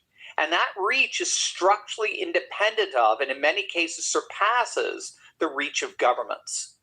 Bezos and Elon Musk are the two clearest exemplars of this technopolar order on Earth right now. And what separates them from every other billionaire in history is not merely their wealth, but the nature of what they've built. Amazon doesn't just sell products. It runs the cloud infrastructure on which the CIA, the Pentagon, and dozens of allied governments operate. It's the logistical circulatory system of the American economy, delivering to more households more reliably than the United States Postal Service. Blue Origin is competing for dominance in the cislunar economy that the next generation of geopolitical competition will be decided in. It's known as astropolitics. Musk, meanwhile, controls the satellite internet backbone, literally the Ukrainian military, the dominant electric vehicle platform, and the AI and neural interface frontier simultaneously. These are not businessmen in the historic sense of the term. They're not even merely billionaires. They are civilizational architects. And when Bezos says his for-profit work delivers more value to civilization than his charitable giving, he is describing, whether he uses the vocabulary or not, the core insight of technopolarity. That the most consequential actors in the 21st century order are not heads of state or fledgling mayors of New York. They're the visionaries and the effective builders of civilizational infrastructure. This is precisely why the Democrat Party's instinct to cast them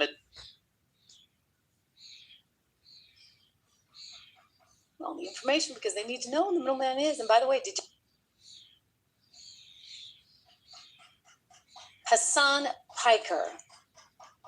You've probably never heard of him. Maybe you have, I don't know. But he's like a guy who just hates America. Like, he's made justifications for 9/11. He just is one bad dude. And I've always kind of like, some of these bad dudes, like, I'm like, why are you so bad? Like, why? He wasn't born here. I guess he came over here. I believe he's from Turkey. You know, he's got kind of a sus background, and he started at the Young Turks, and he has made a name for himself streaming, and he like streams for hours and hours and hours. I don't know how anybody can possibly watch him for that long. He's really not that entertaining, but I'm telling you, he's going down, okay? He's going down because he just implicated himself in something really serious, and the feds are onto him, and he's like crying. Look at this. He's like freaking out on his own little stream. Not going to lie to you guys.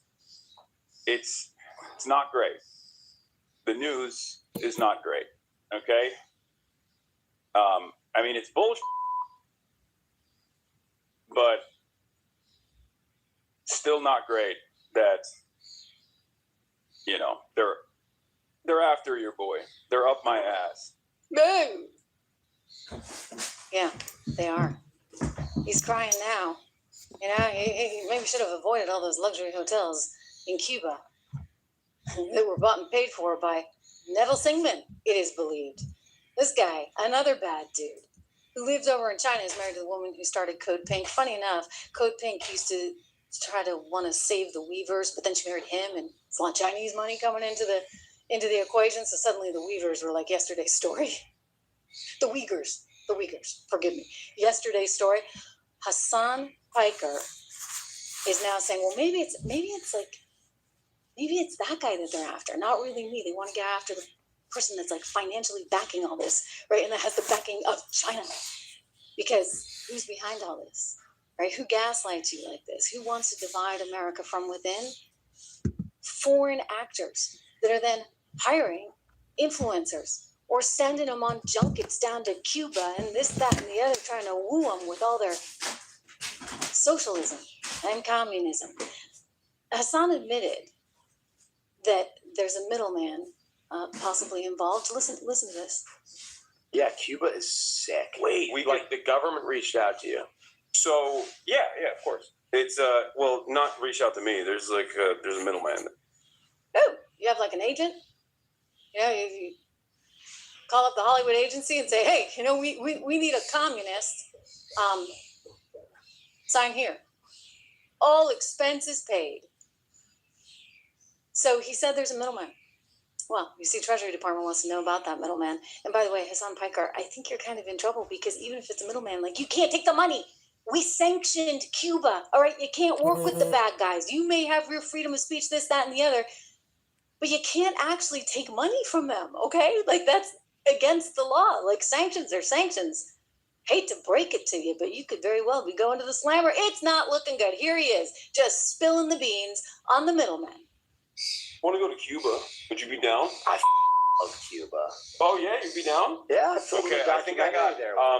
The Cuban government actually hit my contact from the embassy and told him that if the only thing stopping us from coming to Cuba was the consistent internet access, we can make it happen. Yeah, Cuba is sick. Wait, the government reached out to you. So yeah, of course. It's of course. Well, not reach out to me. There's there's a middleman there.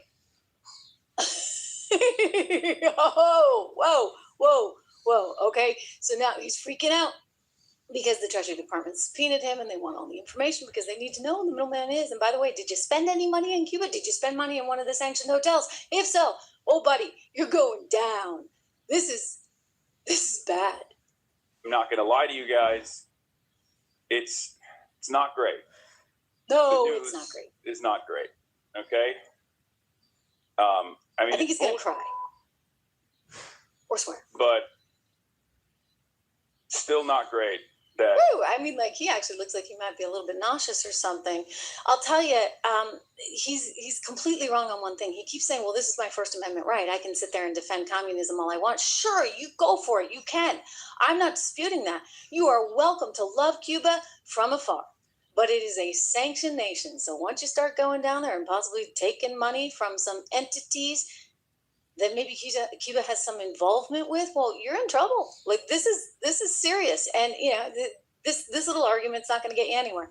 ultimately the target is probably Singham and his operation from PSL to Answer Coalition to Co-Pink, like anything that he is ever. He's already throwing Neville Sigmund under the bus. You see, that just shows you. He's like, oh, it can't be me. It can't be me. It's going to be this Neville Sigmund and Co-Pink, etc. Okay, it is, but you're part of it too. So, you know, they're going to get the whole kit and caboodle all wrapped up in it, and maybe Ilhan Omar's daughter too. And they're going to find out exactly who's getting the money and who's providing this wealth of opportunity, shall we say, for you to go and stay in fancy hotels in Cuba. Let's continue listening. But he just outed him. He just outed Neville Sigmund. Finance, and it's not new. It's been around for a while, but it's obviously it's held through regardless because like it's ridiculous, right? It's like totally ridiculous to try and you know. To try and stop like the political advocacy of an American citizen. Okay. So this is his. It's my freedom of speech. It's my free. Listen, you can have all the freedom of speech you want. What you cannot have is a situation where you are going to a sanctioned place or getting money from a sanctioned country, or even say getting money from China. All right, like you just can't. Right? Or like that actually, there's very, very strict guidelines about that because you would have to register as a foreign agent, okay? And you're not apparently registered as a foreign agent. Like when you're accepting money from another government to campaign on behalf of that government against your own country, that's what you call being a spy, all right? You're like one of the bad guys, like a really, really bad guy. He says couldn't possibly have. This is why it's insane, but also kind of funny in a weird way. Whenever people are like, "Oh, I bet you're getting paid by the Cuban government, bro." They don't have money. With what money? What you think they got money?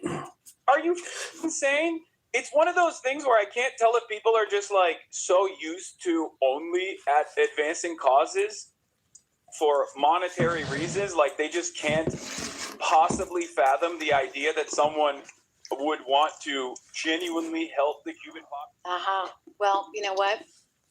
Cuba may not have money, but this lady does.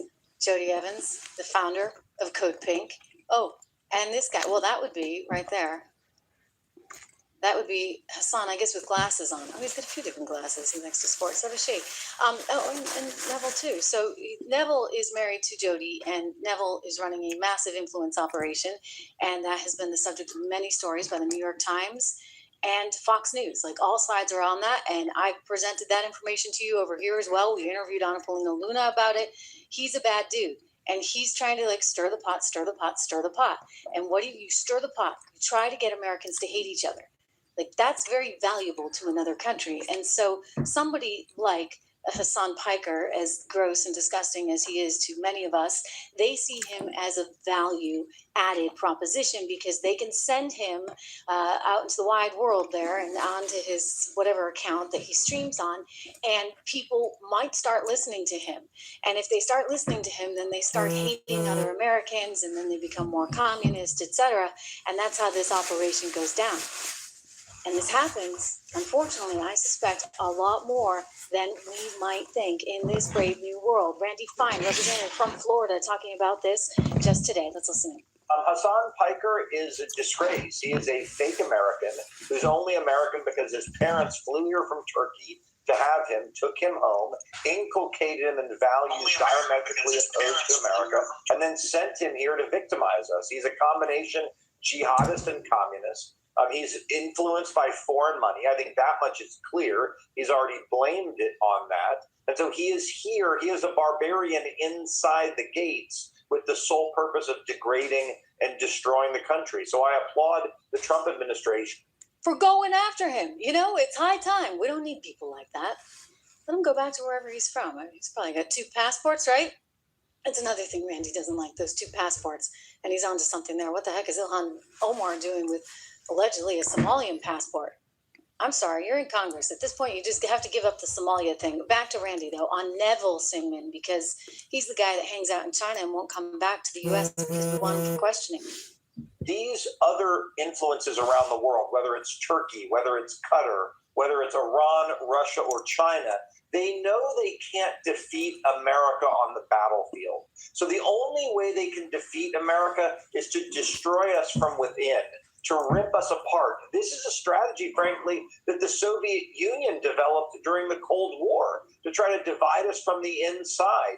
So they spend money to influence us and to foment division. And that's what Hassan Piker, groups like Code Pink do. In the case of Hassan Piker, he appears to be funded by China because he is blaming a Chinese billionaire for paying for what it is that he is doing. A guy who not only funds him, but funds groups that hassle members of Congress inside the Capitol.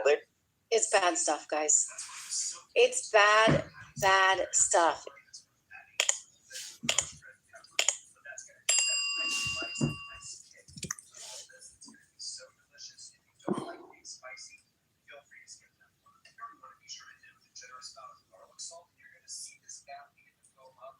A lot of concern, Anderson, nervousness that this could be the end of a career that has spanned decades here in Texas, that led to Cornyn holding a Senate seat since 2002, ascending to the top ranks of the Senate Republican leadership, but could see it come to an abrupt halt, all in large part because of the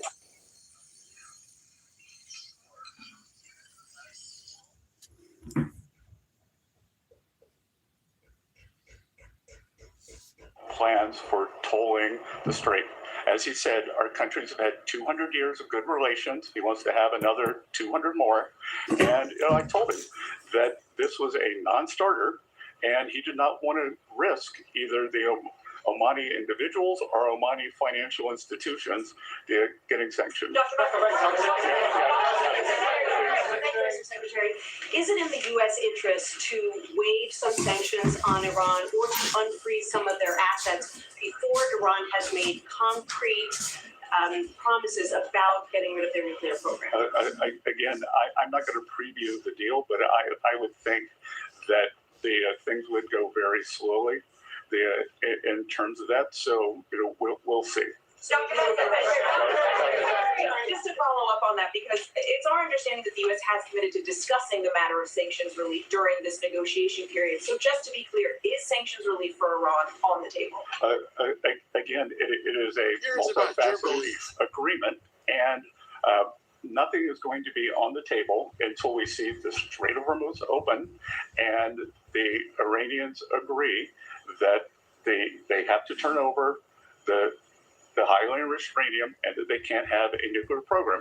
And to be clear here, that this administration, President Trump, has done something that no other administration is able to do. We have gotten the Iranians to talk about their nuclear program and to perhaps commit to not having one. That has never happened before. It had been off the table. So I think when you look at the results of the kinetic action of our economic pressure, it has worked to bring them to the table and have a discussion on this. Mr. Secretary, I just want to follow up. You said that the teams have been going back and forth, but can you confirm whether or not a tentative agreement has been reached in these negotiations with Iran? Again, everything depends on what the president wants to do, and President Trump is not going to make a bad deal for the American people, for the U.S., and he was very clear at the cabinet meeting on the yesterday what he wants.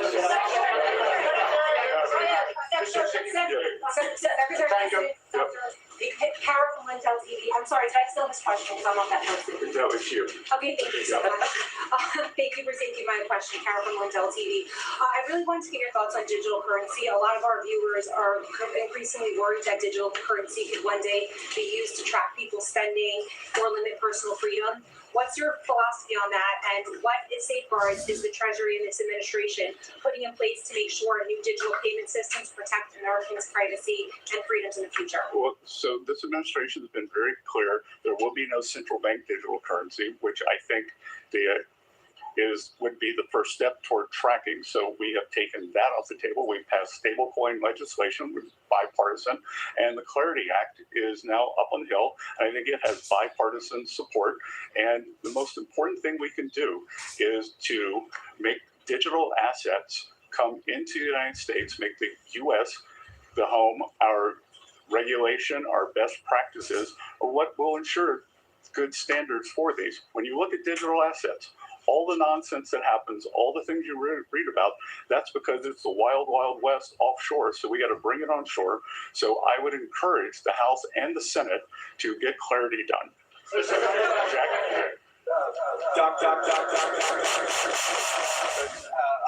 lot of people talking about the IRS settlement, and which has been rolled over now into this weaponization fund over at DOJ. Wanted to get your comment on the decision process, as much as you can tell, how that settlement came to be, how it was rolled over to DOJ, and then the process for those funds now as it's played out. Good. So thank you for the question. This is going to be the only question I'll take on this matter today. So there's ongoing litigation, so it'd be inappropriate for me to comment.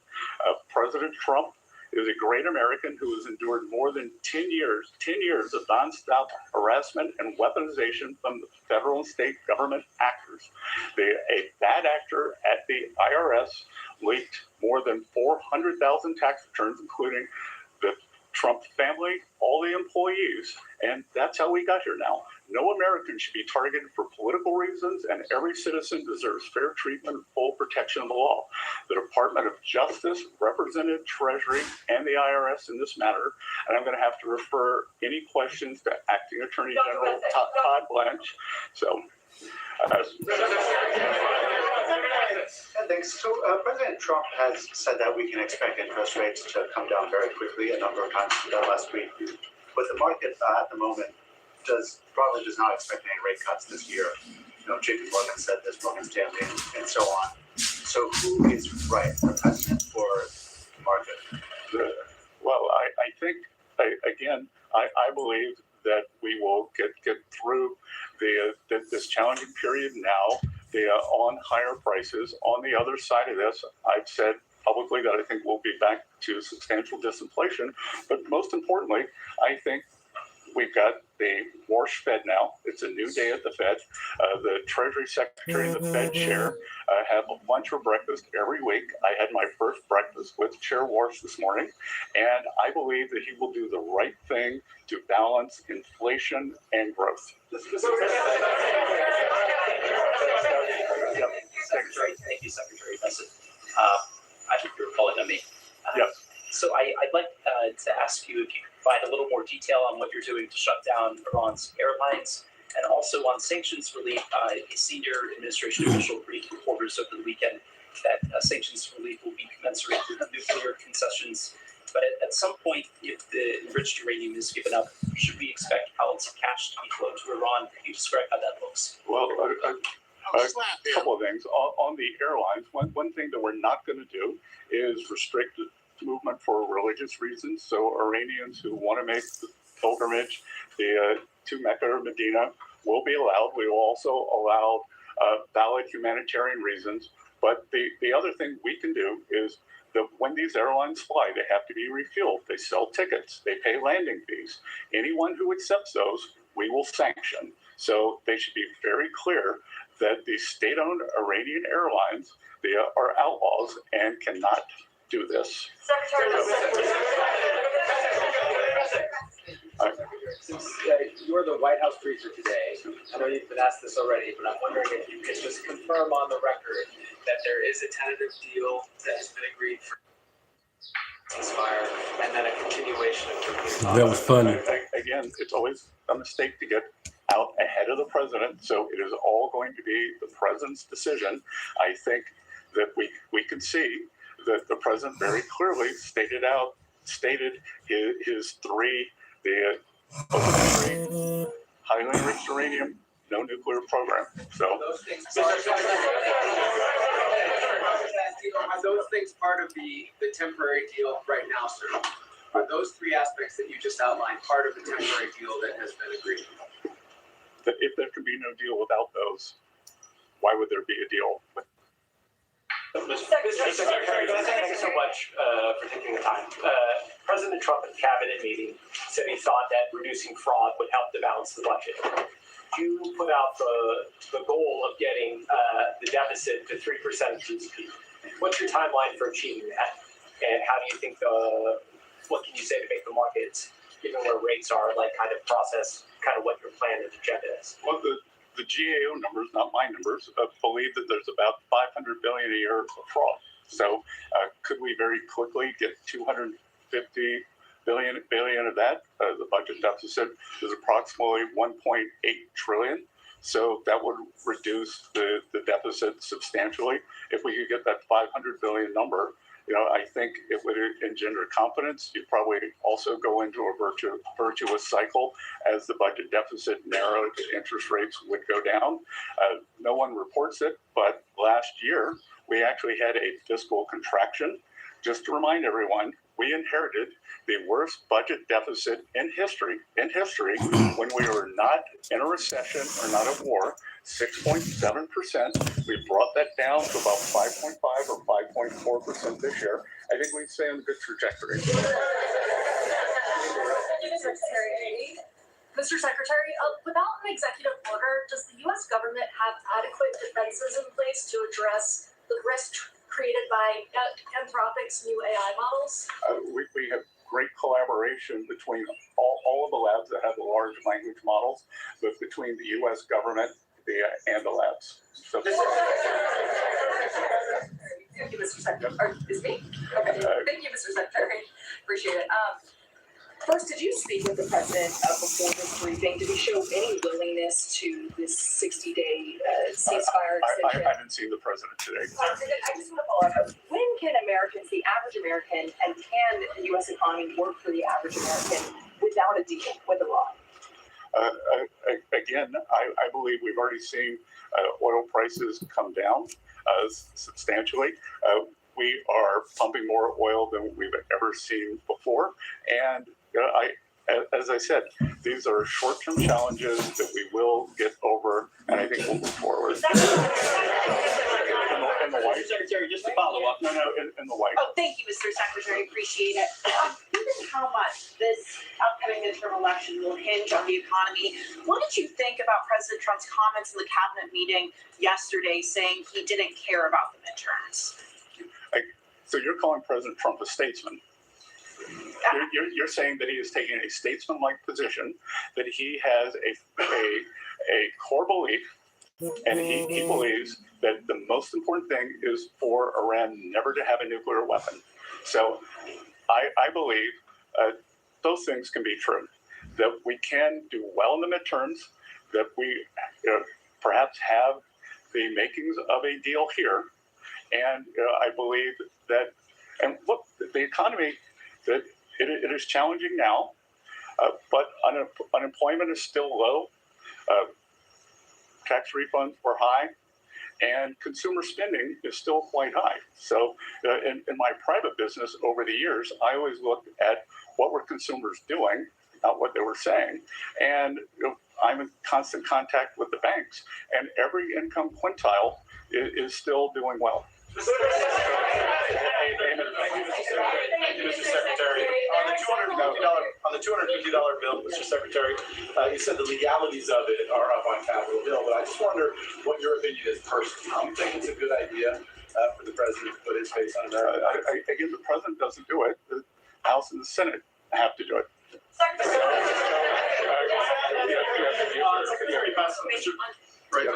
Secretary Bassett, what are the remaining assurances that President Trump needs to see in order for him to sign off on the agreement with Iran? I don't think it could be clear. You're following in the footsteps at the podium now of Secretary Rubio and Vice President Vance. There's been quite a lot of talk about their USA, baby. presidential ambitions. Does your presence here today indicate that we might see you running in 2020? No, I think it just means they've run out of things on the food chain. There's been some back and forth over the last several days, and also with the U.S. attacking Iranian drones yesterday. This morning, CENTCOM put out a statement that Iran had launched its ballistic missile towards Kuwait, calling it an egregious ceasefire violation. How can the administration still argue that a ceasefire is in effect?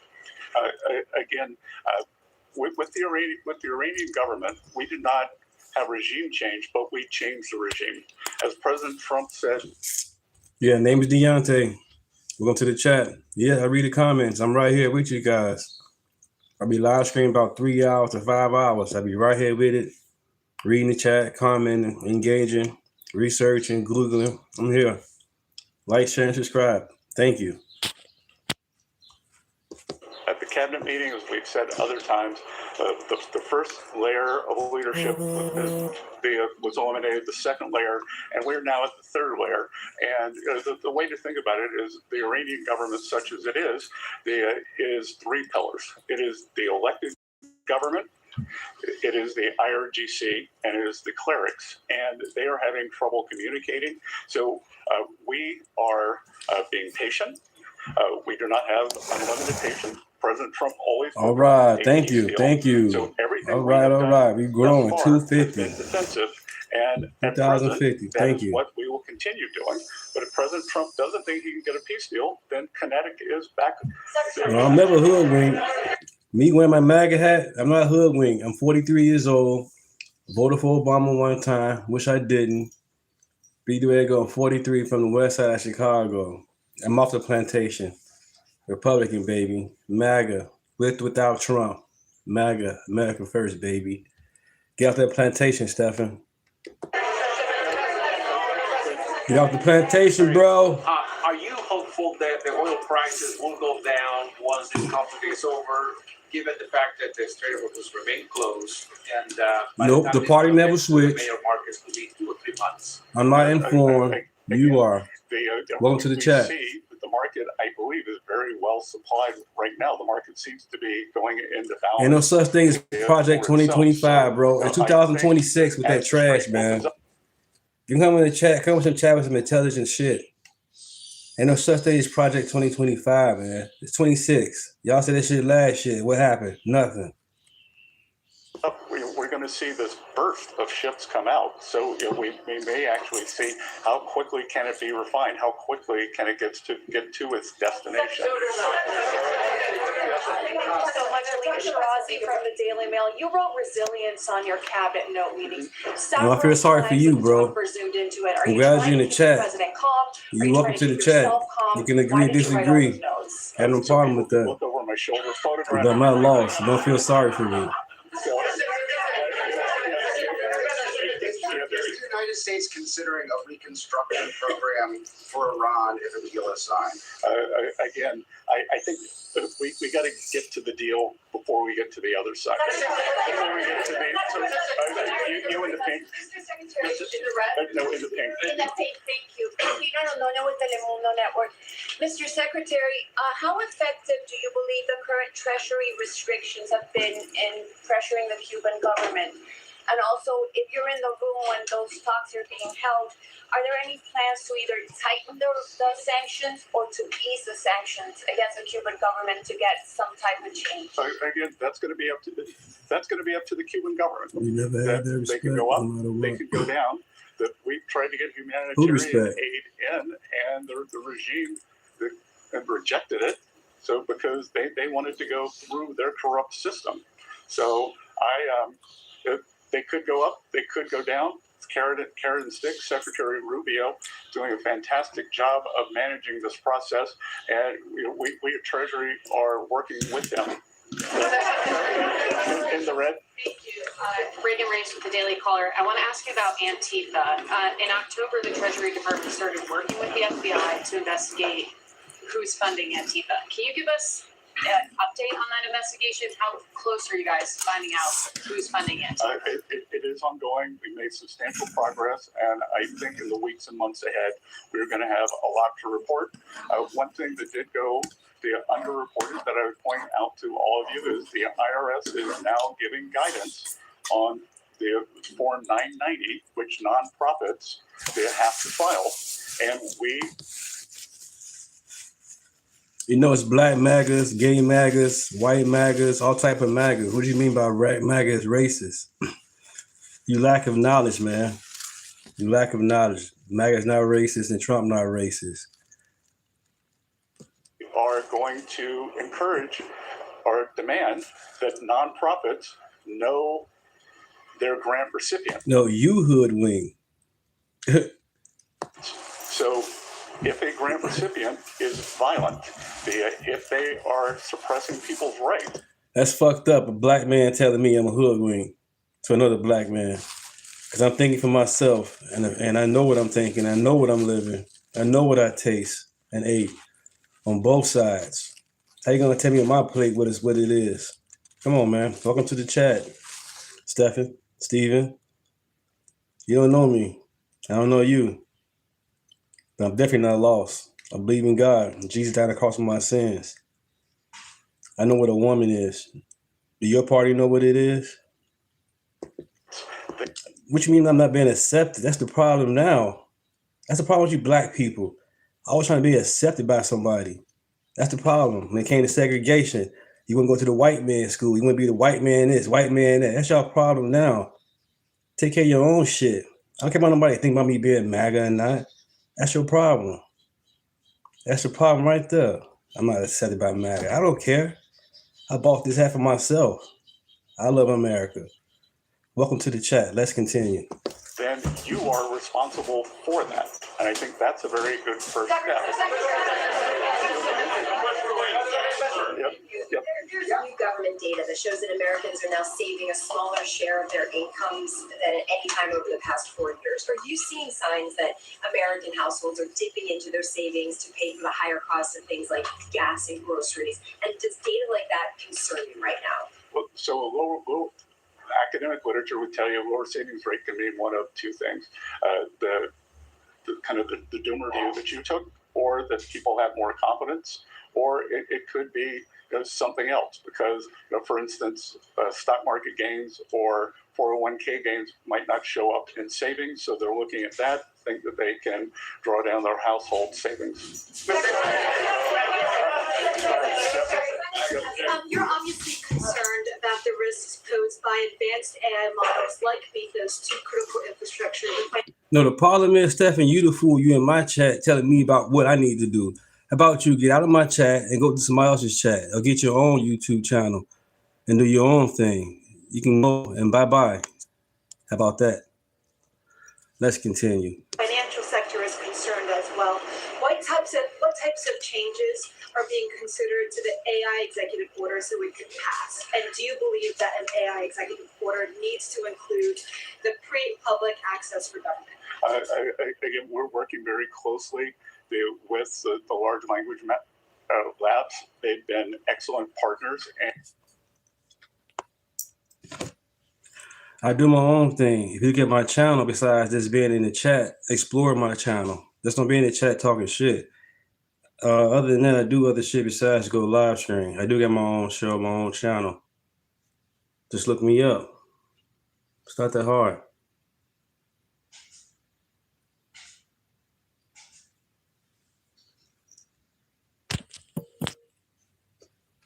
And we are going to get a solution that solves for the maximum calculus. What we want to do, the US is the AI leader in the world. We're an AI superpower. China is second. They are trailing substantially.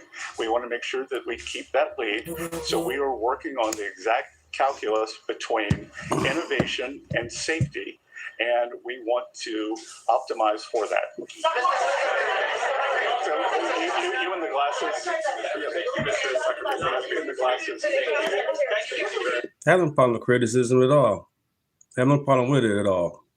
Everybody's welcome to the chat. Become some common sense without the name calling. Show some intelligence. You know, be intelligent about it. Other than that, it's cool. Let's do it. No, you don't have glasses on. You're in the glasses. Thank you for taking my question. There was a report this morning that Justice Alito's son is working in your department. Can you confirm that that's the case? And if so, do you believe that that means that he should be, that the justice should recuse himself from cases that involve your department? I am sure that Mr. Alito follows all legal and ethical guidelines, and I can assure you that at Treasury, we follow all the legal and ethical guidelines. Thank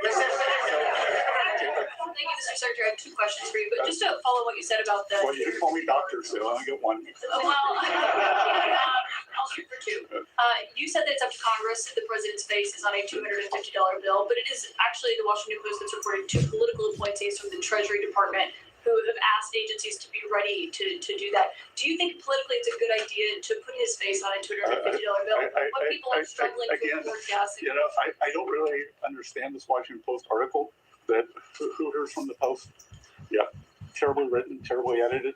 Because basically what it says is that Treasury is following the law and that we've created the bill and that it's up to Congress, but that we follow the bill and it's up to. I didn't really understand what the story was. So, but anyway, aren't involved in that, two of your political appointees? Yeah, of course, but we prepare for everything if it gets passed.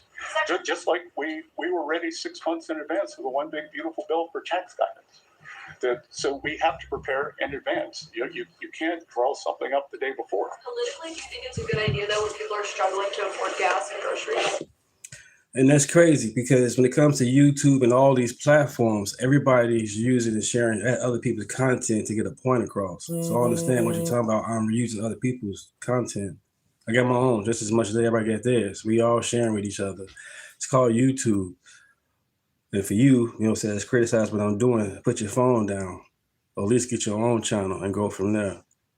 Other than that, I'm showing you stuff like I'm saying in the chat. They're saying in the chat, I'm showing you stuff that nobody's going to show you.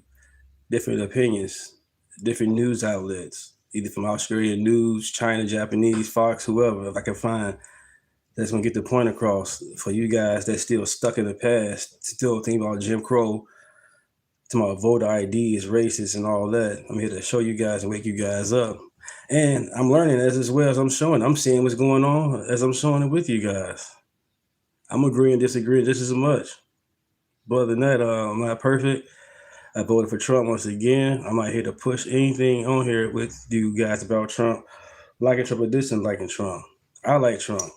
But once again, he's not be president for the next 2 years after this. I'm gonna still be MAGA. I love America. Period. I love America. I don't know why you guys hate America. You should leave if you hate America. Get the fuck out. Other than that, stay. Let's come together. Let's pray. Let's stop trying to kill each other. Stop killing our babies, our black women. Jesus Christ. Let's continue though. Look, I think it has. I think that it's bifurcated. That do you think we should have a 250th anniversary celebration? Well, that's happening anyway, but putting the president's face on a $250 bill. But Kim, it's not happening anyway. It's happening because it's being funded by private citizens, by the federal government, by state governments, by municipal governments to USA. celebrate our country. And I don't USA, think that, baby. there's anything untoward about having the President of the United States, the person who was President of the United States, on the 250th anniversary bill.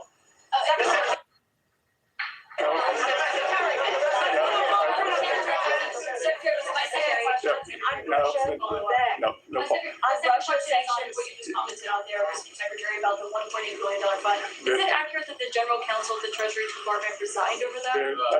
I will not be taking any other questions. I will not be taking any other questions. You know what? Concern, given the scale of the assault from Russia on Kyiv in recent days and the fact that diplomacy seems to have settled down, there is no diplomatic talks happening right now between Russia, Ukraine, or the U.S. What about sanctions? Is the U.S. considering sanctions on Russia at this time? Well, the U.S., this administration has put the hardest sanctions on Russia of any country. So let's review how the sanctions regime has gone since the Russian action on Ukraine. Biden administration put on what I would call mild sanctions because they were worried about gasoline prices going up into an election. It would be an unstatesmanlike sanctions. Probably the worst national security advisor in the history of the country, Jake Sullivan, in an act of bravery on his way out the door in January, they raised the sanction level on behalf of the Trump administration. We let those in situ when we took office. Fast forward to October, and President Trump instructed me to sanction the two largest Russian oil companies, Lukoil and Rosneft, which we did. No other government has done that. So no one has done more sanctions than the Trump administration on Russian oil.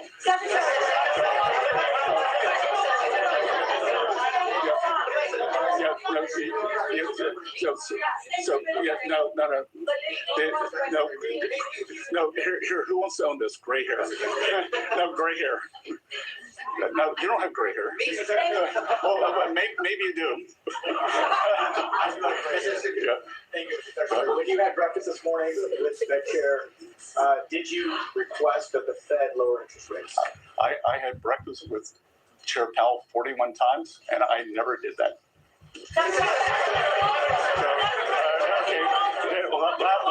Last question. Governor Gavin Newsom has floated this idea of a 100% state tax on Californians who receive money from President Trump's anti-weaponization fund. Your response to the governor's call from 7? There's no cure for stupid. Okay. Thank you all. Yeah, okay. Oh boy, that didn't go well for them. Not at all. Not at all. They thought they were going to come in and beat up on the Treasury Secretary, and he well, the only thing I took from that, because it was completely useless for the most part, and I think most of you would agree that that was completely useless. These people don't want to know news. They want to make news themselves. Now, one lady up in the front who said, our sources tell us this. I give a shit what your sources say. I don't care. I don't know who your sources are. What we take from this is what I started with at the beginning. There is no deal. I don't know who. Right, Floyd. What's up, Floyd? You back? That's what's up. Yeah. Who affirmed that there was a deal, but there's no damn deal. Unless they're going to give this stuff up. That's your starting point. Didn't know that I learned in the 10th grade. Shout out to Charles Holmes, white man, history teacher. Hello, Negroes. I like to give you some American history I know you niggas didn't know that I learned in the 10th grade. Shout out to Charles Holmes, white man, history teacher. The reason you hear 40 acres and a mule so much, you don't know where it's come from, you feeble-minded Negro. So I'm going to teach you some, but I'm going to offend you the whole way, because when you go Google it and ask ChatGPT, it's going to tell you that I'm telling the truth, and your black ass going to be so fucking mad because you ain't know it. Negro. After the Civil War, Abraham Lincoln, who was a Republican, came up with this idea for 40 acres and a mule. Go look it up. 400,000 acres was dedicated to former slaves on the coast of South Carolina, Georgia, and Florida.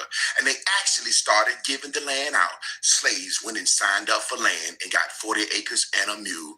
About 50,000 slaves got land. What happened? They killed Abraham Lincoln, and then a Democratic named Andrew Johnson came in place. He said, fuck what Lincoln said about giving them 40 acres and a mule. He actually was nicknamed the War Democrat, the one that hated niggas. You feeble-minded motherfuckers that don't know nothing. Can I get back to the lesson, though? Andrew Johnson rescinded Lincoln's 40 acres and a mule. Not only did he rescind it so they would stop giving the slaves the 40 acres and a mule, he made it so the Confederate soldiers could take the land back. And they went along the coast of South Carolina, Georgia, and Florida, killing niggas and taking 40 acres of the mule back. So you niggas didn't know that we actually were given our 40 acres and a mule. Every slave don't get it. It take a long time. If we were to get reparations now, it would have to be truncated over a period. So the slaves were moving to South Carolina, Georgia, and Florida, getting their 40 acres and a mule under the Republican president, Abraham Lincoln. And then a Democratic president named Andrew Johnson, known as the War Democrat. Like now, he kind of just changed the law the next year. Kind of like when Trump came in and said, fuck Obamacare. I know you motherfucking feeble-minded niggas don't know nothing about politics. Ooh, I'm turning into the macho man. You niggas don't know anything about politics. Niggas was given 40 acres and a mule. And Andrew Johnson, ooh, he came in and he let the Confederate soldiers take it back. You feeble-minded nigga. You don't know nothing. Don't ever challenge me, nigga. I knew this in the 10th grade, nigga. Ooh, you nigga, you don't know shit. What up, man? Every now and then, You know, whenever I do a deal where I'm looking at something in real estate, I know there's certain things that I'm going to go for and certain things I'm willing to bend. But there's certain things that I don't care what you say, I'm not bending on this, and this. Well, President Trump, Scott Bessent, everybody, Marco Rubio, has said these are the things we're not bending on. I don't believe that. You said, wait a minute, let's see what you're saying. How? We just did Doge, and Doge just got rid of federal agents. We got rid of federal agents. That was a lot of them, thousands of them. That's less government. Government funding, we realized all the money was going to bullshit. That's less spending from the government. What else? Less borders. What you mean? The Republican Party is for a party of American First Party. Democrats are for the illegals, criminals. They not about for American. Democrat Party want more government. They want to pack the courts. What are you talking about? No, the party never did switch. The ideology may have, but not the party. Democrat Party still the KKK party still. The SPLC, that's still funding the Democrat Party. They still bullshit. Right. Trump say stand up for us. They ain't even stand up for us. I don't give a care if you do like us or not. At least pretend to like us and still stand up for us. They ain't even do that. And everything then they even said one of the Congress ladies